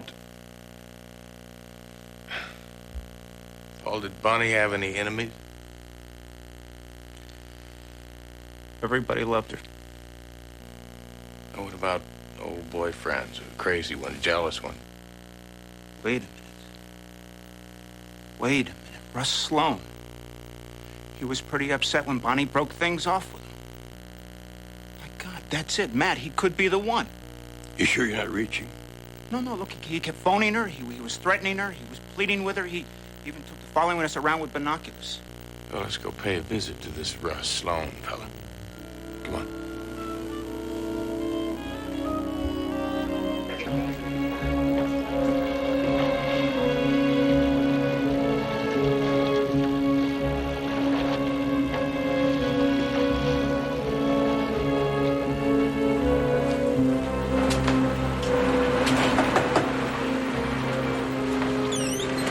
Russ Sloan? What do you want? Bonnie's dead. I know it. Look, my name's Matt Houston. I'm a private investigator. Paul's asked me to look into Bonnie's death. So why are you talking to me? Could we go inside and talk for a minute? Did he tell you I killed her? Where were you last night, Sloan? I'll handle this, Paul. Hey, you know, you got a hell of a nerve coming over here accusing me of murdering Bonnie. I loved her so much. I just want to talk to you for a Hey, I was out to dinner when she was killed. I got a restaurant full of witnesses. It says here you were in the room when it happened, that you watched the whole thing. I'll tell you something, pal. If it had been me married to her, I sure as hell would have been man enough to protect her.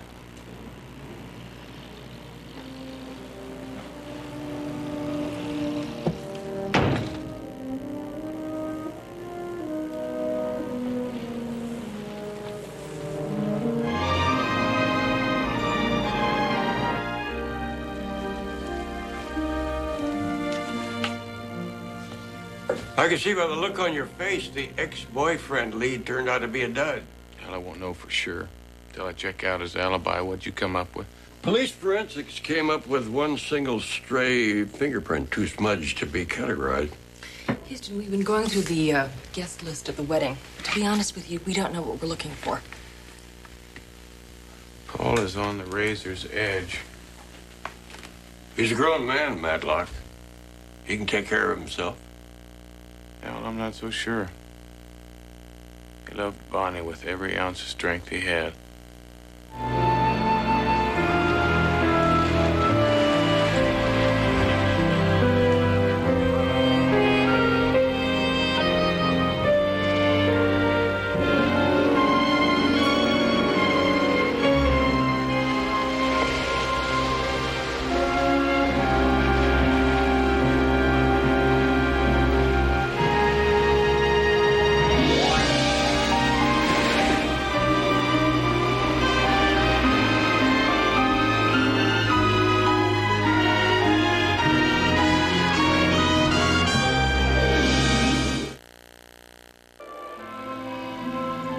Commend our brother and sister to the Lord, and the Lord receive him and her into his peace.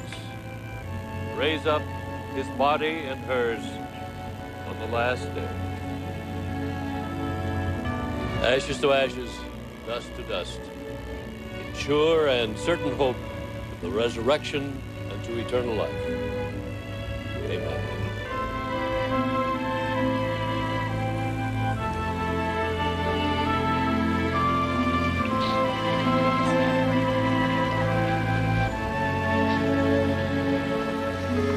could have prevented this.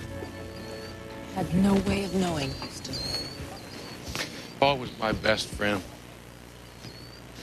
College, we were always around to give each other a helping hand. Now he's gone.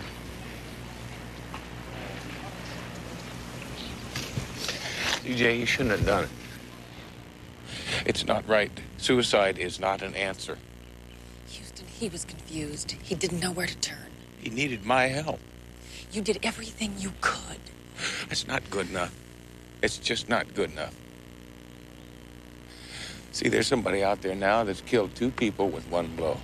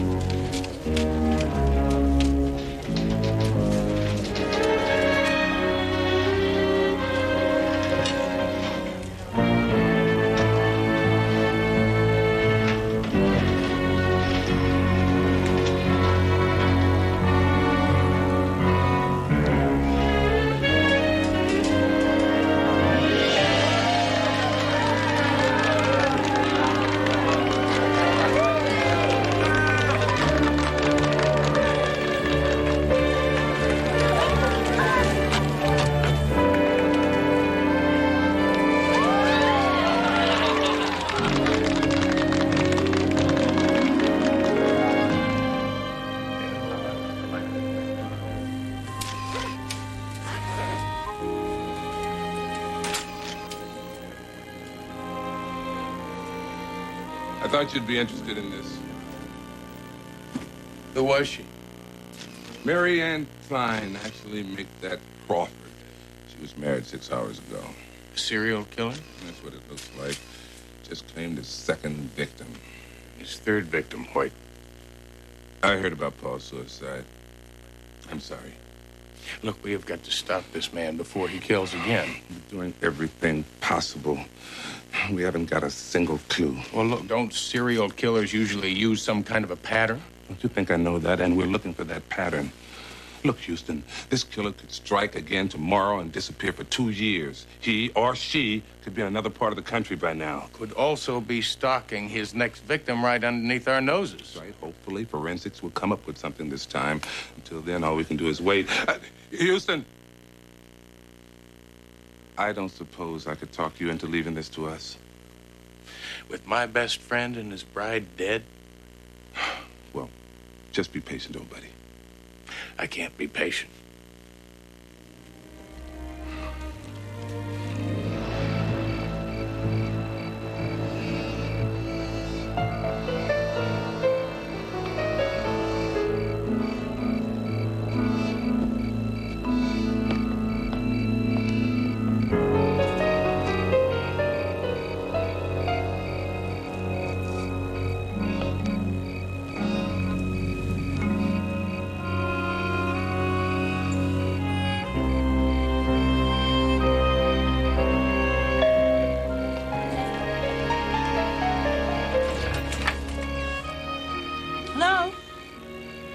Nora, who is it?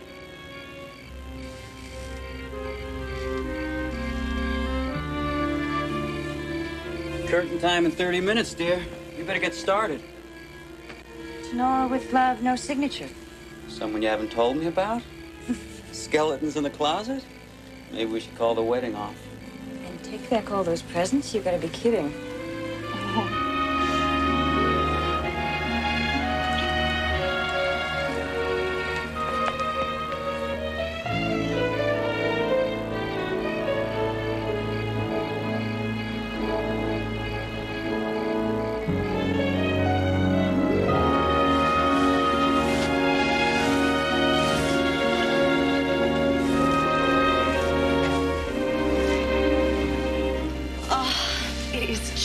Lovely. I absolutely adore it.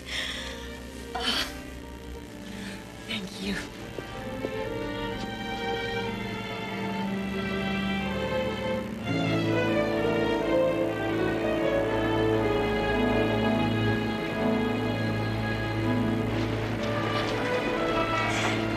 much for everything, Mrs. Saboroff.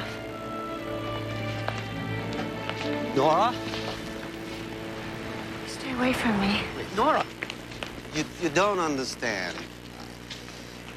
Look, you got the rose, didn't you? Then listen, I know that you're getting married, and, well, I just don't think you should. I'd say you were the last person who has the right to say that. Nora, you can't get married. I love you. That's ridiculous. We haven't seen each other in years, and we both know the reason why. I'm just asking you not to do it. There is something you have got to understand. I am getting married on Saturday, and there is nothing you can do about it.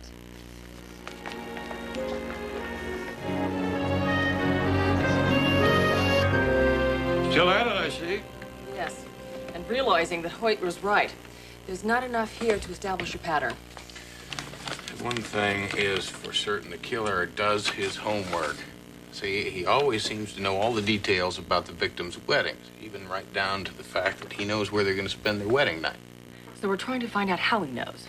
Baby's putting together a list right now of all the merchants and vendors that serviced both weddings. The caterers, the musicians, the people who make the place cards, the whole works. And if one of those services was used for both weddings... It means that one of their employers could be our killer. Bingo. This is the only one that serviced both weddings. Parkdale Florist. This is a very small business here. I haven't had any regular help for years. But you did supply flowers to both those weddings. Yes. Well, it just seems like a coincidence that both parties decided to use you. Well, actually, I was the one who contacted them. As I said, this is a small business here, and I have to drum up as much as possible myself. How do you know these people are getting married? I subscribe to a clipping service. You see, they collect all sorts of news items to sell to various merchants. Me, I'm interested in weddings. And this clipping service lists every single one of them. What clipping service do you use? Mackenzie's clipping service.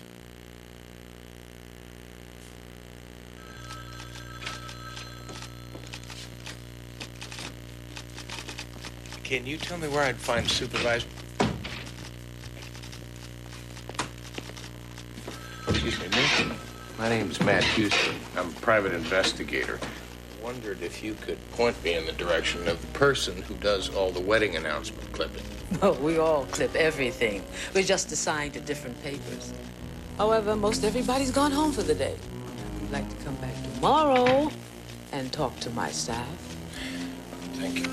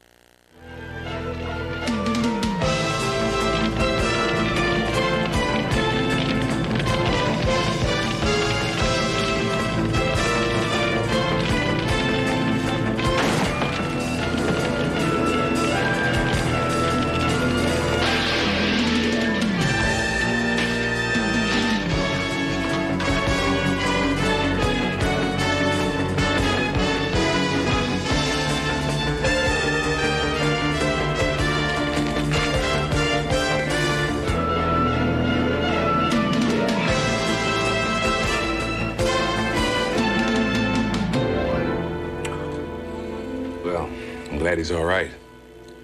Tell me, did he get a look at the assailant? Nope. Any idea who might be trying to kill Houston this week? Maybe. Do you people care if anyone tries to kill Houston? Nope. Matter of fact, I'm thrilled. Are you out of your mind? No, I'm just getting very close to the honeymoon killer. He's the one that attacked me. But you can't be sure of that. Look, Hoyt, I tracked the killer to a downtown clipping service.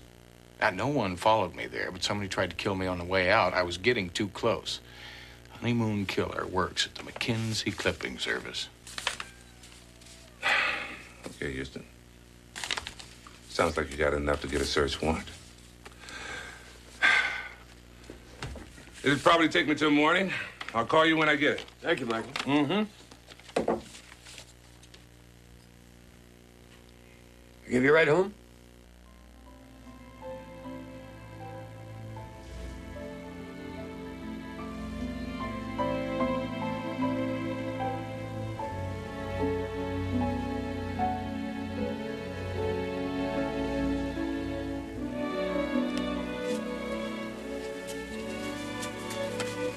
No. Just give me a ride back downtown to the McKinsey Clipping Service. Hoyt may be able to wait till tomorrow, but I can't.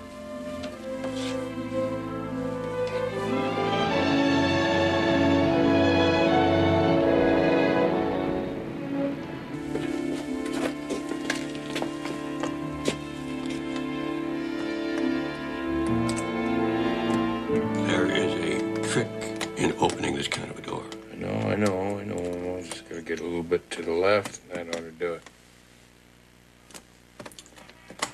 If you would allow me, we used to teach this trick in the company in special classes. I think it was my old rival Karpov who perfected the technique.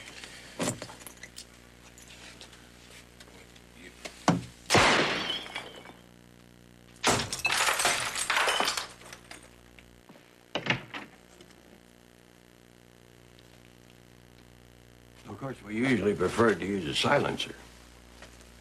What are you doing?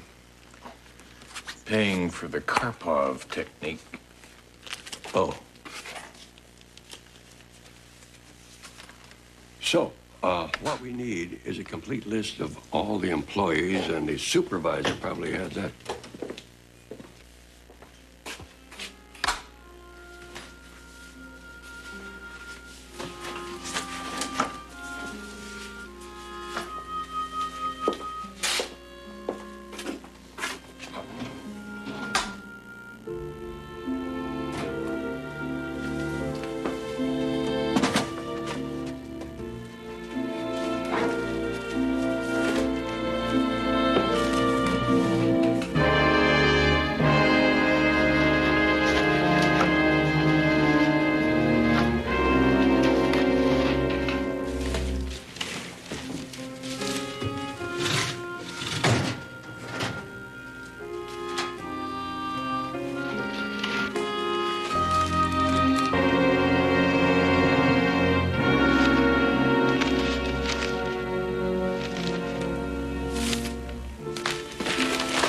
Find something?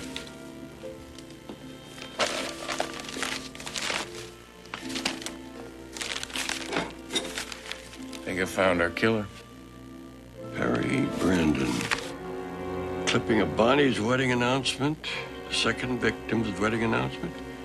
And here's one taking place tomorrow at the Queen of Angels Church.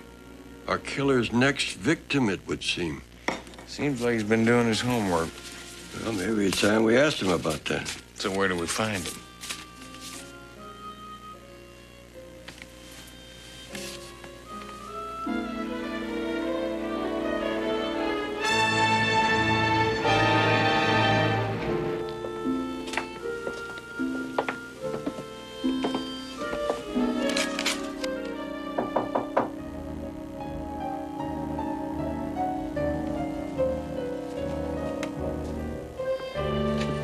What are you waiting for? See if you can tell me that there's a special trick to opening this lock. Nope, not me. However, Peerless Eddie Pierpoint, the lock-picking specialist at the company, had a technique. Always make sure the door is locked first.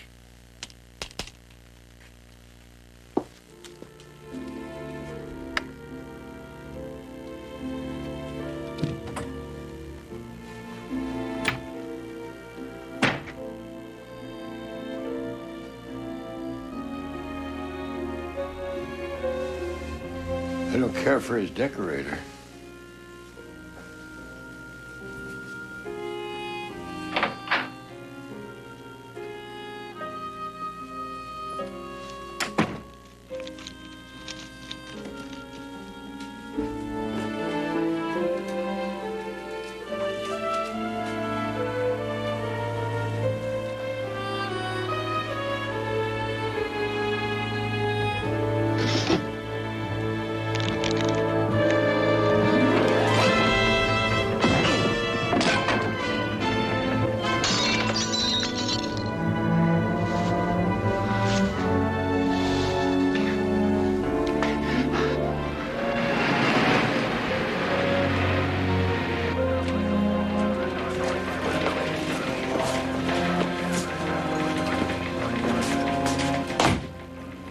Says you broke into his apartment, started rummaging through his things. He tried to stop you and you beat him up. Don't worry, I don't believe him. So, you just gonna let him go? Because I have no choice.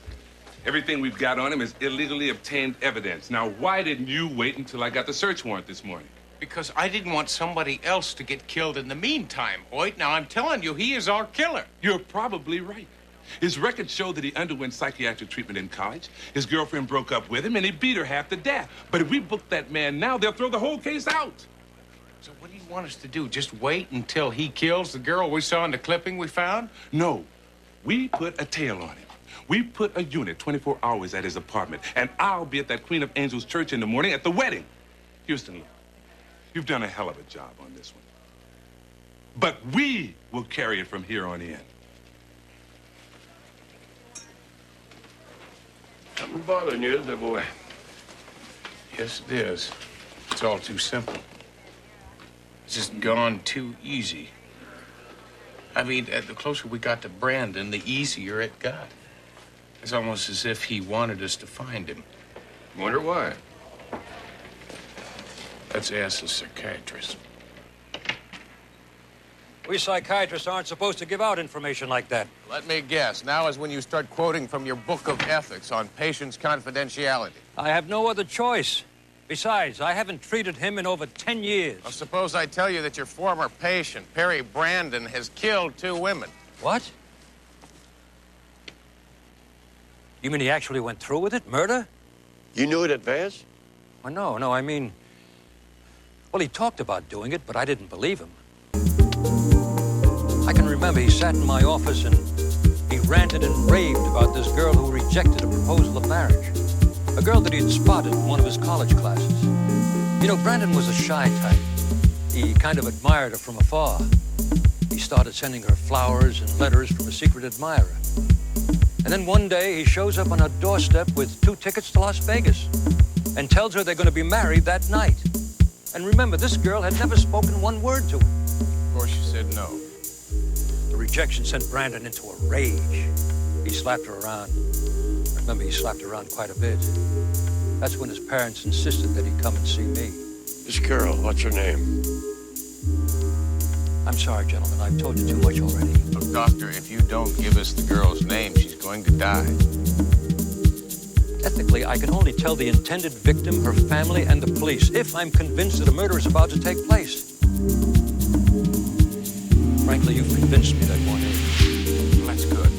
That's good. So give us the girl's name, then you can go back into your office and be ethical as hell. Call the police. But just give us the girl's name. Her name is Nora. Nora Fulton.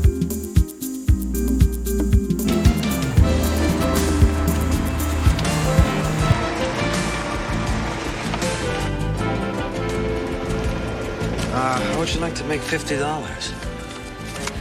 I want you to drive around and meet me in the back of the store.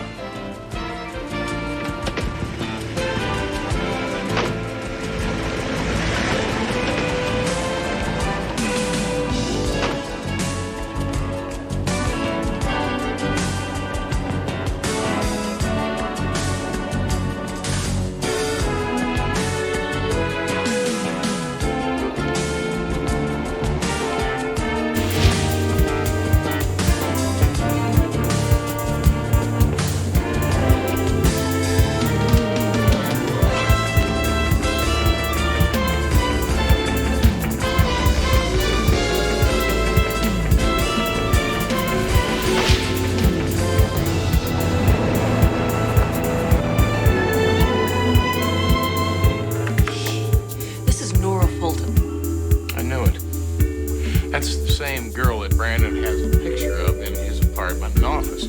What's your marital status? It's funny you should ask. She's getting married today.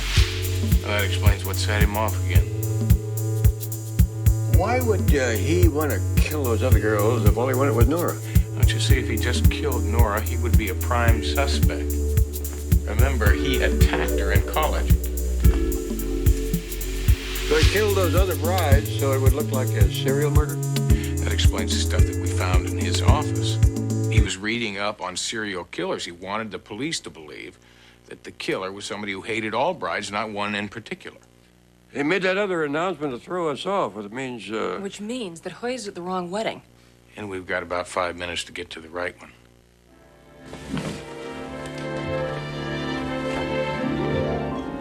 And do you, Nora, take Cyrus as thy lawful husband, to have and to hold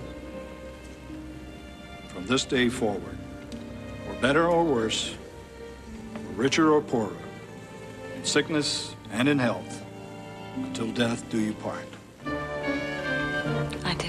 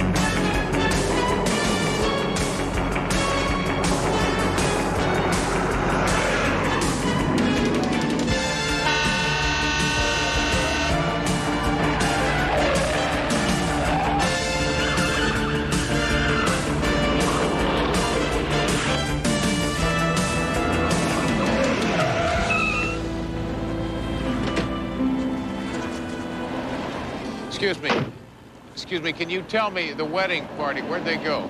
All left. This is one of those short services. I do, you do, we gone. Where'd they go? Down to the water, I think. Something about a reception on a boat. I think a reception was mentioned in the wedding announcement. Yeah, here it is. Surfside Marina, Slip 37. Let's go. Call CJ, tell her to get a hold of Hoyt. Have him meet us there.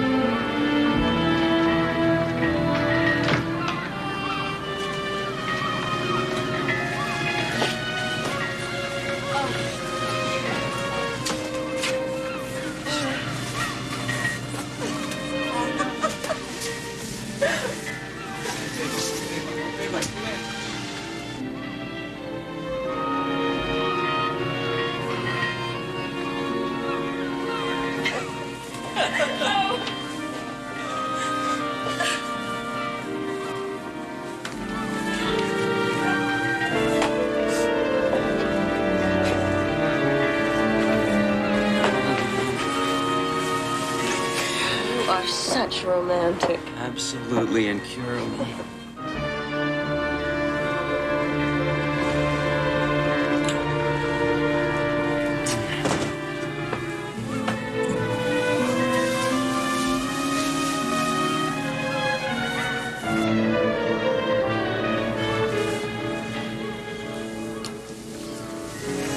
Oh, I wish we could cancel the reception. My sentiments, exactly.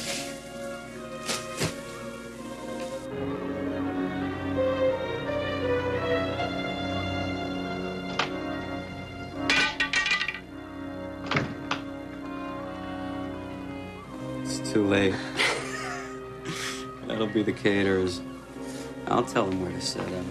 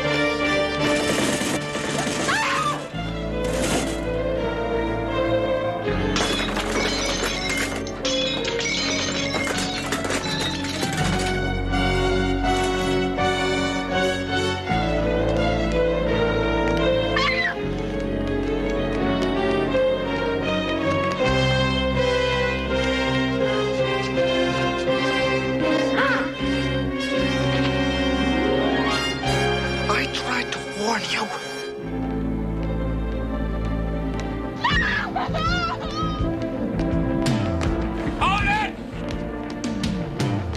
Check on the girl. Right.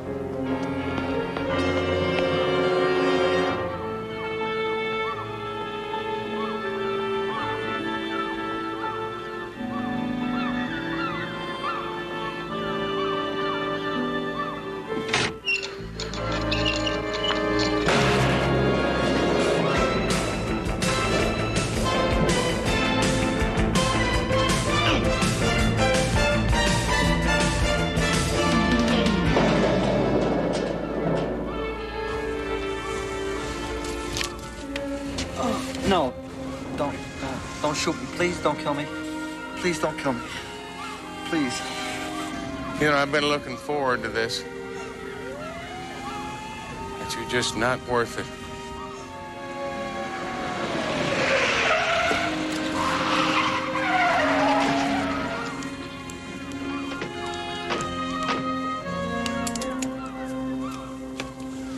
You better take this before I change my mind.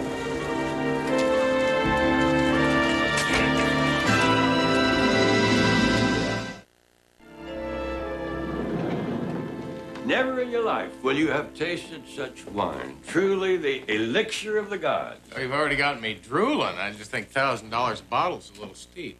And it's worth every drop. But of course, I didn't pay $1,000 for it.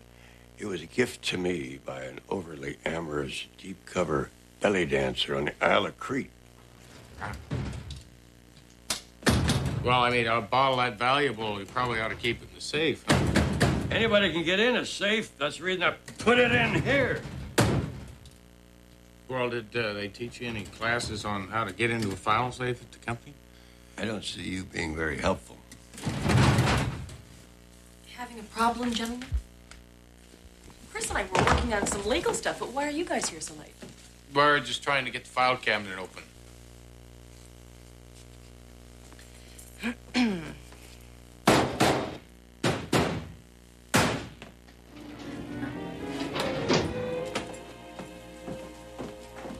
Anytime you need some help, let us know.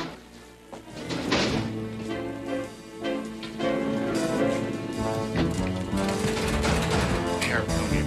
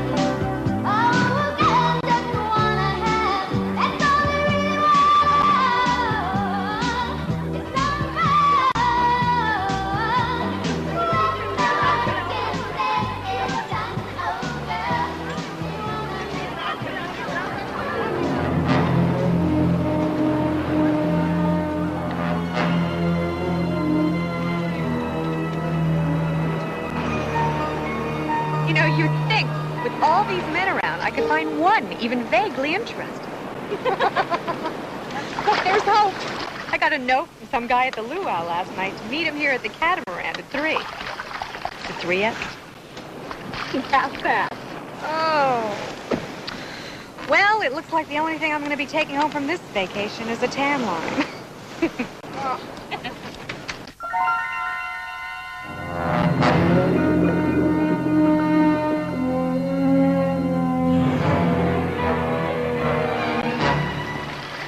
Didn't you tell me that you have a fiancé in Chicago? Sure, but a girl's entitled to bring back a souvenir, isn't she? I see.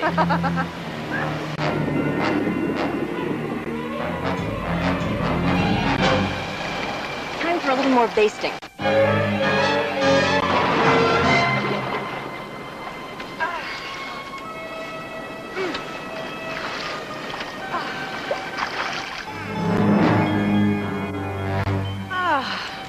Sun is brutal. I think it's time for the plunge.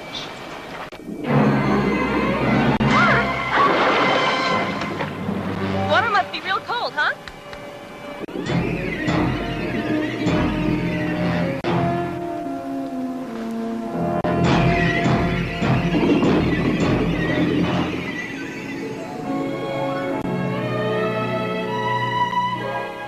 Whereby the aggrieved party of the first part does consent to contest a lawful testimony by a peripheral party, part and parcel to. This is gibberish. Nope, that's legalese. Well, what's the difference? Legalese is gibberish written by lawyers at about $200 an hour. Houston, CJ's on the phone. Hey, CJ, how's the vacation? Well, it was fine until late this afternoon. That's when a guest disappeared into the ocean. I was with her when it happened, Houston. Accident? I don't think so. Neither does the owner of the club, Andrew Moffat. He's here with me now. And the Coast Guard is still looking for the body. Houston, Don't tell me you volunteered our services, right? I hope you don't mind. Not at all. First thing in the morning, be soon enough. See you then. Thanks.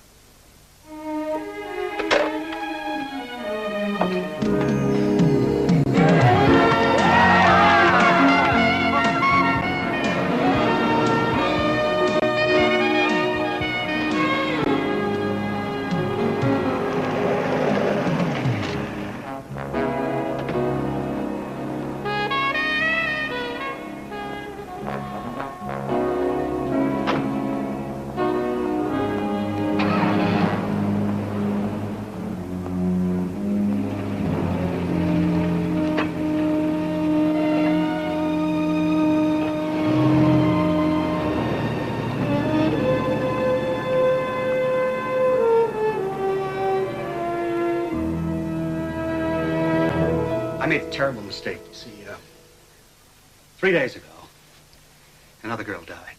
Janet Rogers, another guest of the hotel. She was found dead at the base of a sea cliff. The next morning, I received this note. I killed Janet Rogers. I can kill whenever and whoever I want. Put $1 million in cash under the split palm south end of the beach. Midnight. Tell no one or more will die. Nice basic extortion. I thought the note was some sort of a sick joke. You see, Janet Rogers' death looked like a simple accident. And the local surf punks have been harassing all the club owners in the area. Graffiti, smoke bombs. So you never really took the threat seriously? No. I never phoned the police. And I never made the payment. I guess I might as well have drowned Beth myself. Well, you made the mistake of omission, Mr. Moffat, but you're not guilty of murder. Most important thing is that we try and prevent another one. CJ, you better get on the phone to Hoyt.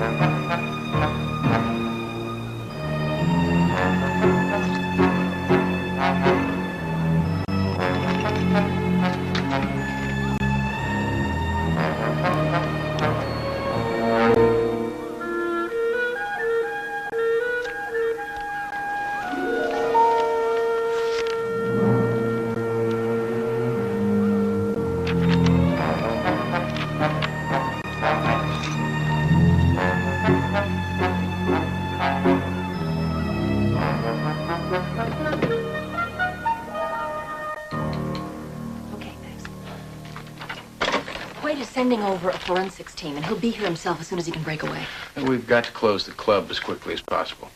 Of course, I don't want to jeopardize anyone else's life. But I don't know where I can raise that kind of money. Mr. Houston, every penny I have is invested in this club. Worry about the money later. We've got to get the guests safely away from here. You think there'll be another extortion note? I'm sure of it.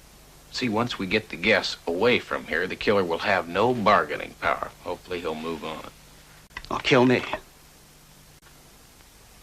Mr. Moffat, do you have any idea at all who's behind all this? For all I know, it could be one of the guests.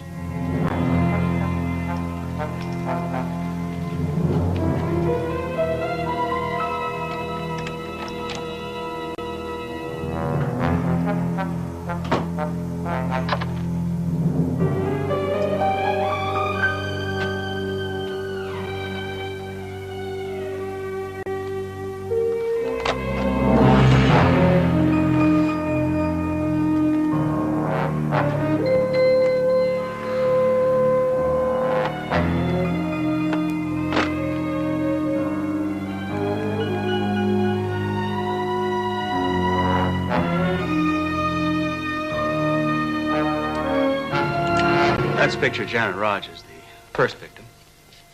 Oh. And this is a picture of Beth Thompson, the second victim. You have photos of all the guests at the hotel. We try to take arrival photos of all our guests. They get a picture as a souvenir, and we use the pictures to keep track of who's who, remember them by name. It gives the hotel a more personal touch. Okay. We have copies of all guest lists, employee records, businesses who supply us. Roughly anybody who has anything to do with the club is right here. Terrific, thank you. You're welcome. Houston, I'm going to take all this info back to the office. Uncle Roy and I will put Baby to work on it. The Coast Guard still hasn't recovered a body. I'll keep you posted. Okay. I still don't understand what you're looking for. I don't know, a foothold. Maybe an employee with a past, a guest with a grudge. Maybe a connection between the two victims is something that might let us know why this is happening and who's doing it. Suppose it's just someone who figures my club is an easy target for $1 million scam. We pray that he makes a mistake. I'd like to see the spot where the first victim fell. All right.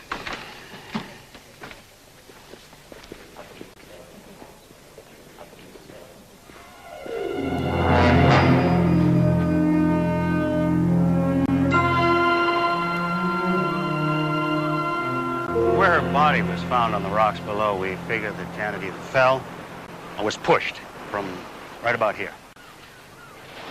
It was festival night. Torches on the beach, fireworks exploding over the sea. How many people have been up here since then? Oh, any number. It's a very popular spot. People come up here to be by themselves or with someone else for a little romantic privacy. Now, CJ told me that the second victim, Beth, had received a note telling her to meet somebody on a catamaran. Now, Janet Rogers could have been lured up here the same way. You're right.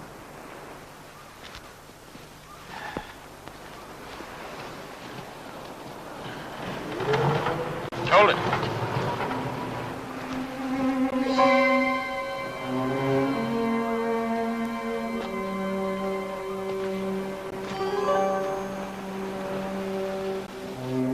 That could be Janet's. Or the killer's.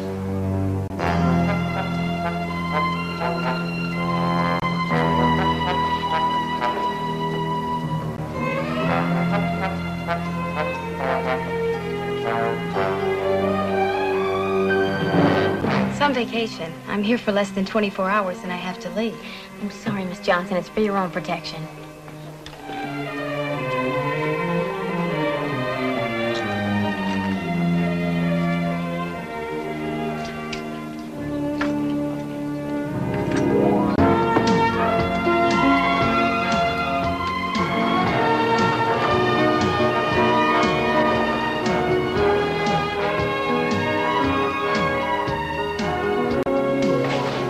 I'll see if anyone has reported any jewelry missing, and I'll check with the staff, see if they can recognize the earring.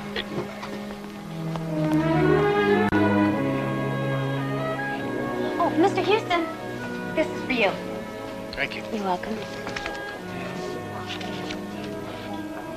Who gave this to you? Nobody. I found it here on the reception desk. Thank you. I know who you are. If you care to discuss it further, be at Lomax Cove 230. No signature. Where is this Lomax Cove? I'll point you in the right direction.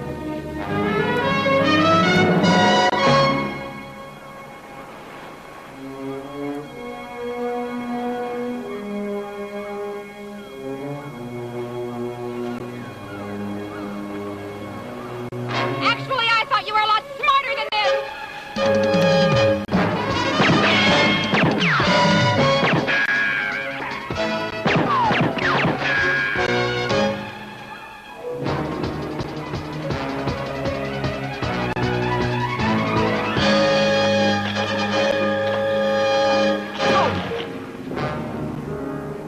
All right, the game's over, and so's this little extortion plot of yours.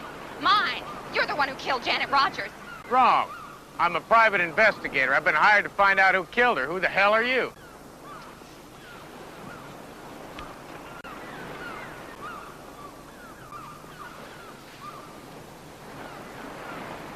Zoe Martin, private detective. We're on the same side.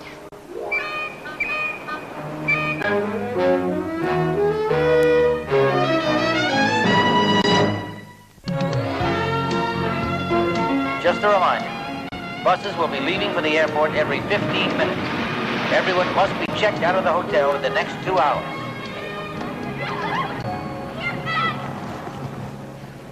Houston, you're just lucky I had the presence of mind not to kill you. You did try and kill me. I'm just lucky you can't shoot straight. You're just jealous because I'm a lot farther along in this case than you are. Wait a minute. You want to know how far along I am on this case? I'll tell you, I'm far enough along that I can book you on suspicion of murder. Me? Yeah, you. See, I found your earring up on that cliff where the first victim fell to her death, huh? Huh? Well, if you were a trifle more observant, Mr. Houston, you would notice that I'm wearing 2 earrings. Unless, of course, you're dumb enough to think that I carry a spare. And if you knew anything about jewelry, you'd know that those are antique. Handmade, very rare. An heirloom. There are only 2 pair in existence. One belongs to me. And the other to my sister. You mean to tell me that the first victim, Janet Rogers, was your sister? My one and only.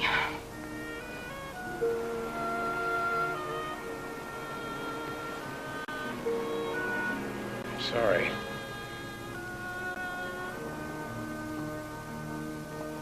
She was divorced last year. That explains a different last name.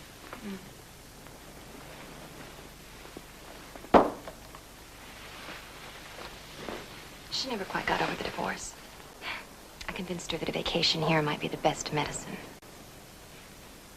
Last week, Janet called me and told me that she'd met a man she was crazy about. That was the morning before she was killed. You think this fella lured her up to the cliff, pushed her off? I'm sure of it. 3 days ago, I buried my sister. I stood by her grave and tried to cry. But I couldn't. Not as long as her killer was free. I understand.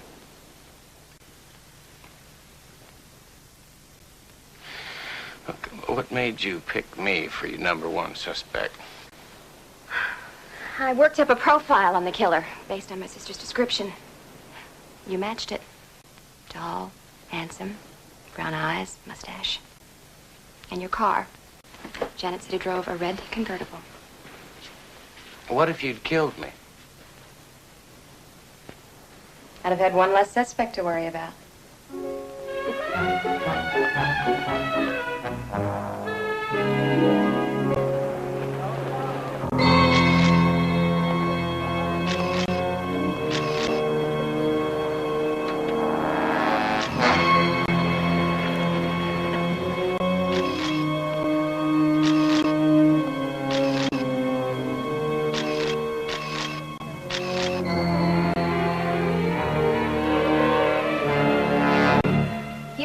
been thinking. I've decided to let you assist me in this case. Me assist you? Yeah, well, since we're both working on the same case, it only makes sense that we work together. I agree, but you can't just come charging into my Look, game I've like already drawn up a profile on the killer, and I've completed several scientific tests. scientific tests. Yes, the foundation for all good detective work. You see, I took impressions of the footprints up on that cliff before you trampled all over them. Our suspect is 6'2", weighs 170, 180 pounds, and his left leg is slightly shorter than his right leg, which forces him to wear corrective shoes. Now, all of that was readily apparent from the spacing and depth of the footprints. Any distinguishing birthmarks? Plus, don't forget about the dark hair, dark eyes, and the mustache, and the red convertible. CJ, Uncle Roy, this is Zoe Martin. Hi. How do you do? Nice to meet you. She's a private investigator. Her scientific methods nearly got me killed earlier. Well, maybe so, but she also just described our prime suspect.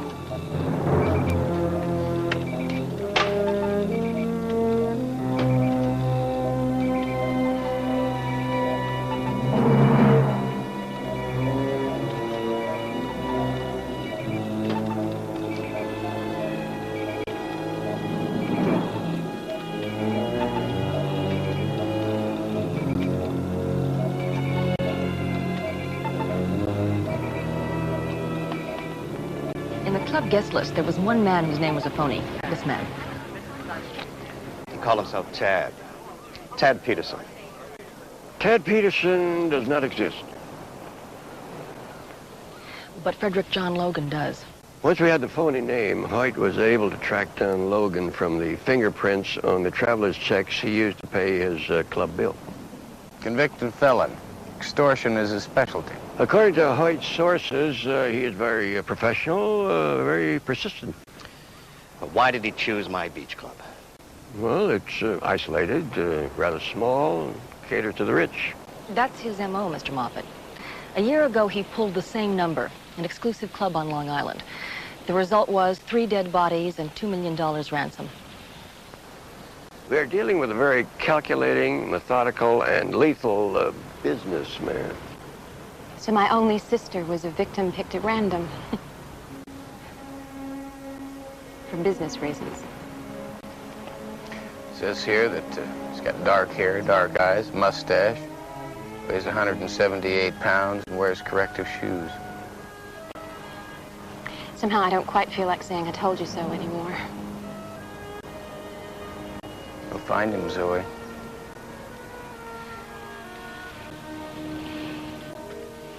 It looks as though the Coast Guard divers have found something else.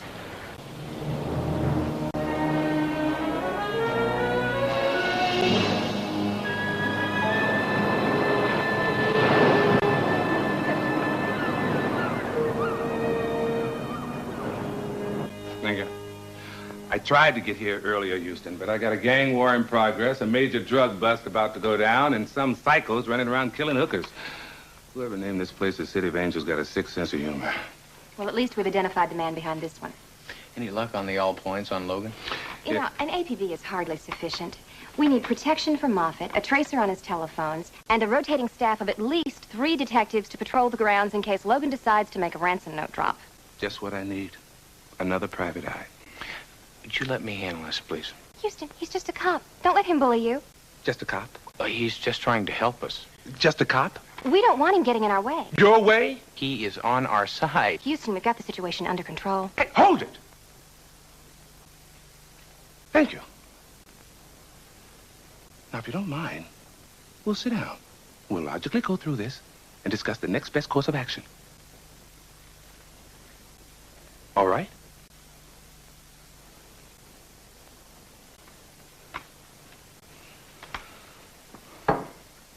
Look, like wait, I said, we've got first thing we've got to do is get protection on Moffat. Secondly, you got tracers on the telephone. Thirdly, I don't know how you can possibly get by with less than 3 guards in this place. Testing. 1, 2, 3. Testing. 1, 2, 3. Testing. 1, 2, 3, 4, 5, 7, 3.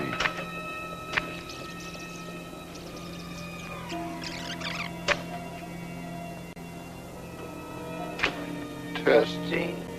1, 2, 3.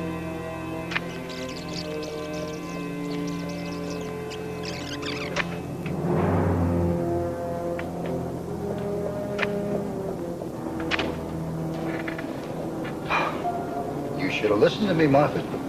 You should have paid me off when you had the chance. Okay, maybe I made one mistake. Tried to make the murders look like accidents so the cops wouldn't get involved. No matter. You're still gonna give me what I want. I really didn't want to have to kill anyone else, but you forced my hand, Moffat, so I've enclosed a picture. Study it carefully, my friend. Very carefully. Because by the end of the night, someone in this picture is going to be dead. Perhaps then we'll talk business.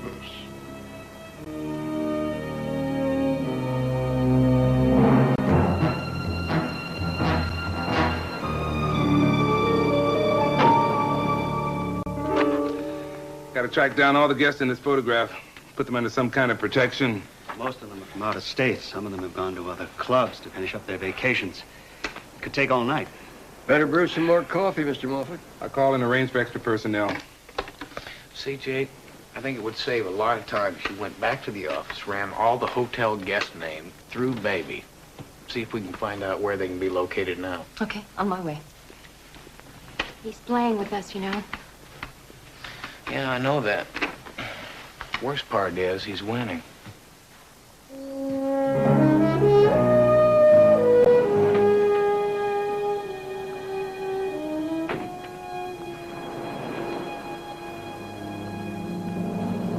Looks like there are 15 people in this bus, but we may have to have the picture enlarged to see the ones in shadow. Logan told us to study the picture carefully. So what's your point? Maybe we shouldn't be looking for the obvious. Like instead of one of the guests being Logan's target, could be someone else, like, say, the bus driver?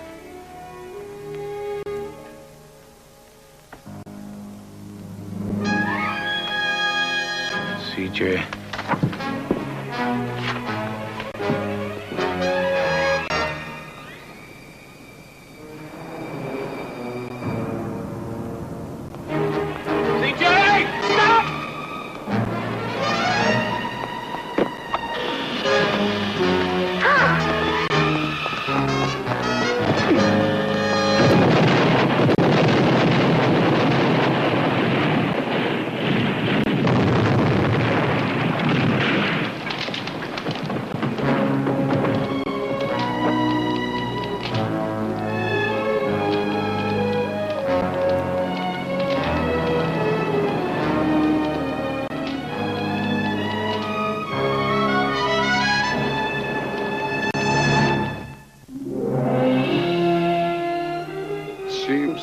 picked a worthy adversary.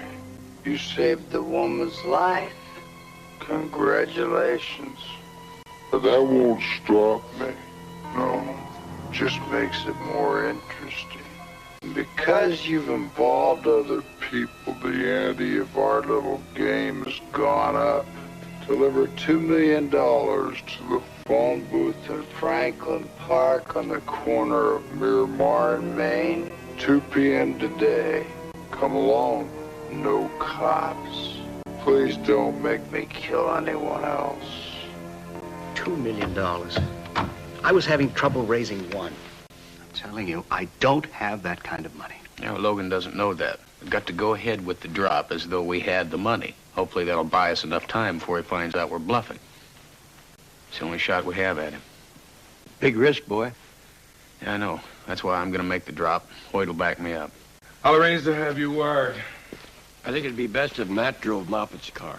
Houston, I'm going with you. You know as well as I do that if Logan sees 2 people in that car, he may bolt. Logan killed my sister. I'm gonna nail this guy. I know how you feel, but under the circumstances, there's no way... You can't leave me behind. Do you always get what you want? Most always. All right, I'll talk to Hoyt, see if you can ride in one of the tail cars. Ride along in one of the tail cars? Forget it. I told you this is too dangerous. Forget it. Just forget it.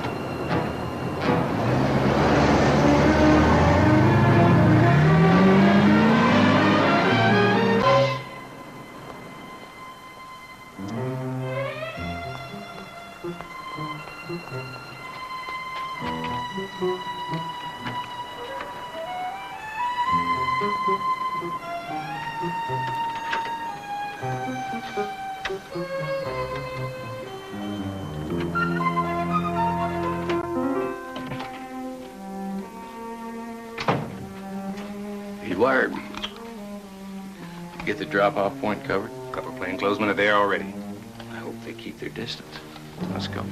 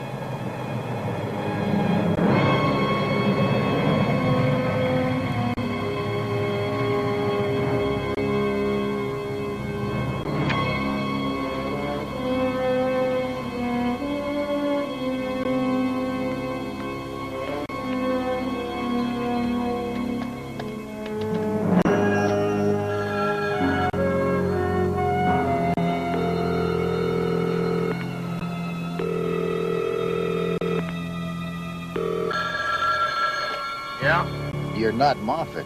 No, but I work for him. He was afraid to meet with you. Now, I am here, I've got the money, and I'm alone. We'll see. There's a phone in the park on the other side of the hill. Be there in 2 minutes for further instructions, or you're a dead man.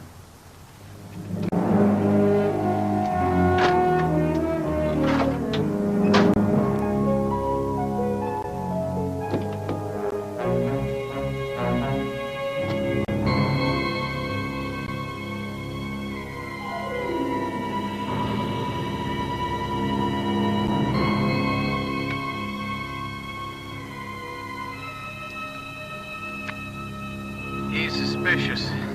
I've got 2 minutes to get to the other side of the park. He's testing me to make sure that I'm alone. Just be careful. We'll blow the whole setup. Stop worrying. We'll keep our distance. But when you're ready to make the drop, give us the location and we'll be there.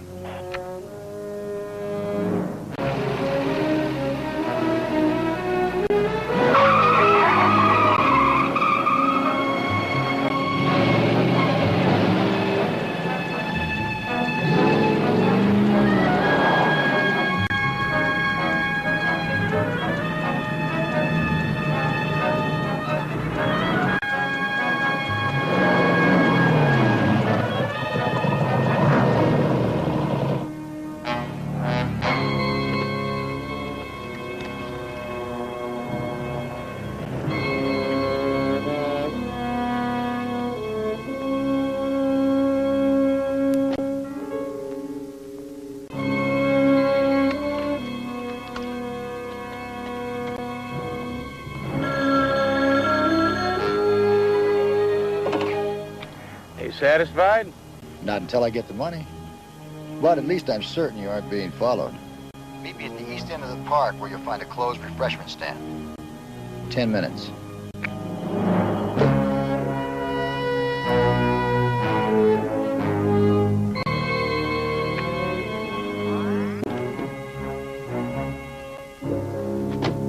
Well, all right, it worked. He thinks I'm alone. Just don't get too close to me. Sure, sure. But where's the drop point? Wants me to meet him in about 10 minutes.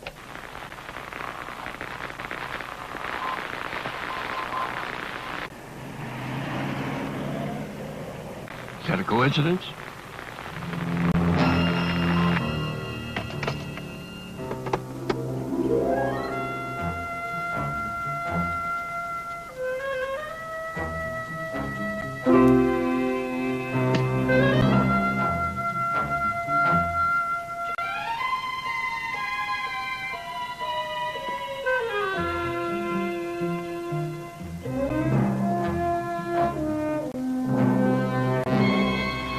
Keep coming.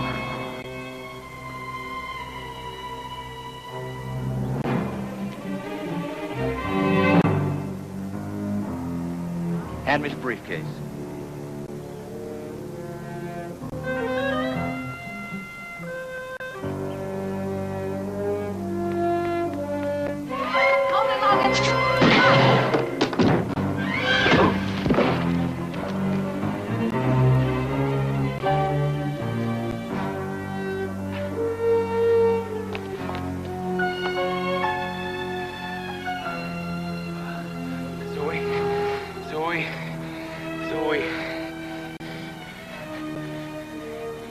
Zoe. Get away from me, idiot! I'm all right. He's getting away. Wait a minute. Oh, nice job, P.I. Bulletproof vest. One of us knows what we're doing.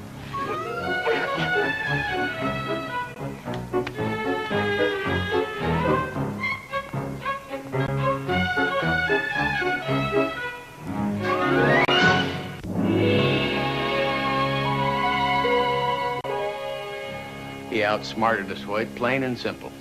Simple is the operative word here. And I suppose letting Logan shoot you is your idea of scientific detective work? I wore a vest. I had the downside And covered. you almost got your backside blown off. While Logan got away. We'll catch him. No, we won't. You're both off the case. From now on, this is strictly police business. You can't do that. We've been here from the very beginning. Hello? Okay, now start the tracer. Moffat, we had an agreement. You broke it. Nobody ever does that to me and gets away with it. I'm sorry. I'll do whatever you say this time. I hope you do. For your sake, because now it's personal. Your guests are safe, but your family isn't. Your beautiful godson in Pasadena, your mother in Ventura, they might be the next target. Or maybe someone else, maybe you. How do you know about my family? I'm a smart man, Moffat. Much smarter than you or your friends. Get the money. $2 million. Or someone you love very much is gonna die.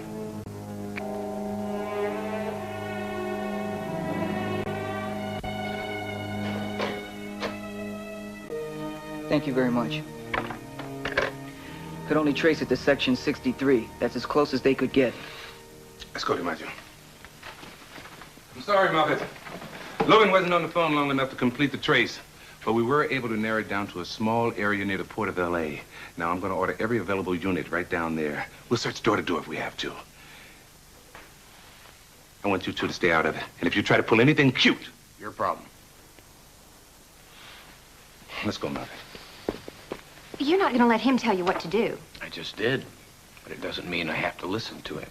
Are you familiar with the art of scientific detection, Miss Martin? Let's run the last tape Logan sent.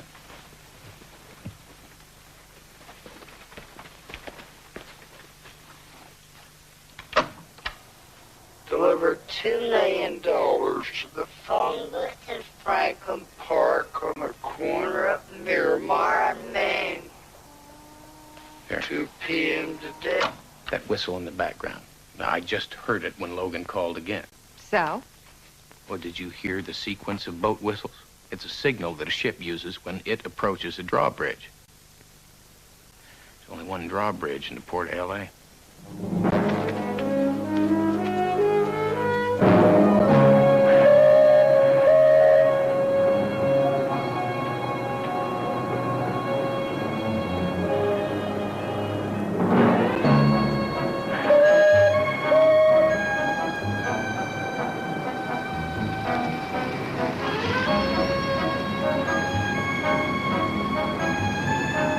There's his car. Big place. I'll take the front. Now, this is turning out to be a hell of a relationship. This isn't a relationship. This is a business. Is it? Okay, you take the front. Considering our past experience with Mr. Logan, I'd say there's a high degree of probability that he'll choose an alternate avenue of egress. Is that a scientific deduction? Women's intuition. Great.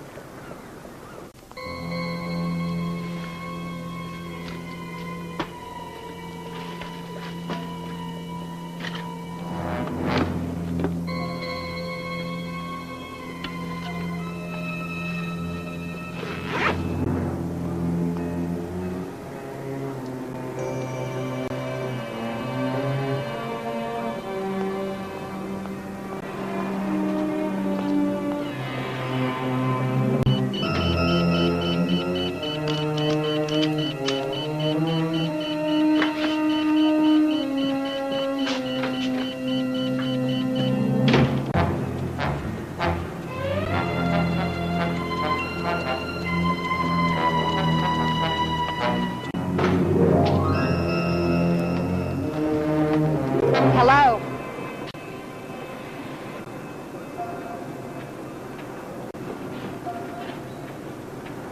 I thought you were dead. Well, I'm not. But you are. Zoe! Drop the gun, Houston. This is between Logan and me. He killed my sister. Now, look, I know how you feel, but... I said drop the gun. Now kick it away.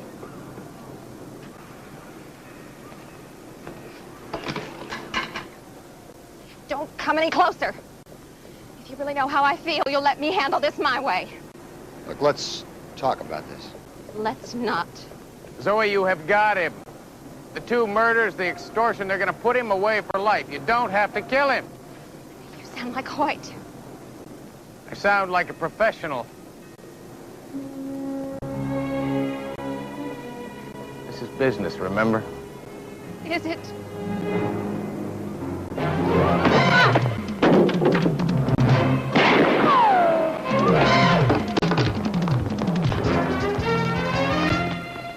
Just go get him! Another order. Mine.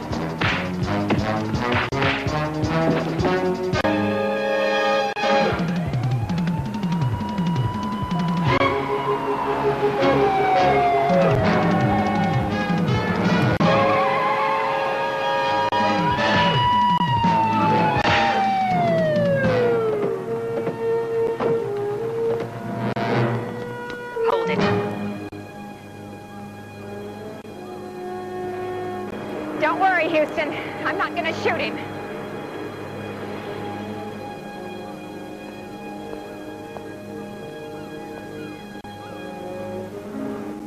He's not worth it.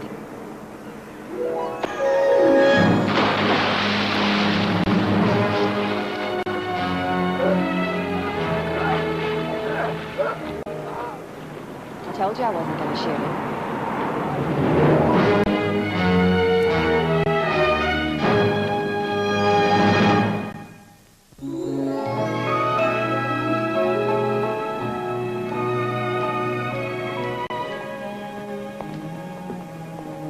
Here you go. And I want to thank you for buying dinner tonight, Houston. We sure don't have restaurants like that back home in Seattle. Are the portions always that small? Well, it's the least I could do. Take my favorite lady detective out to dinner on her last night in town. Am I really your favorite? Of course you are. You're the only lady detective I know. Well, I think we make a great team. You do. With my brains and your... Well, I'm sure we could think of something for you to do. Well, how very thoughtful of you. Well, I'm always good to my employees. Your employees. I thought you might like to join me back in my Seattle office. Matt, there's so much you need to learn about scientific detection. And you can't rely on brawn and good looks forever, you know.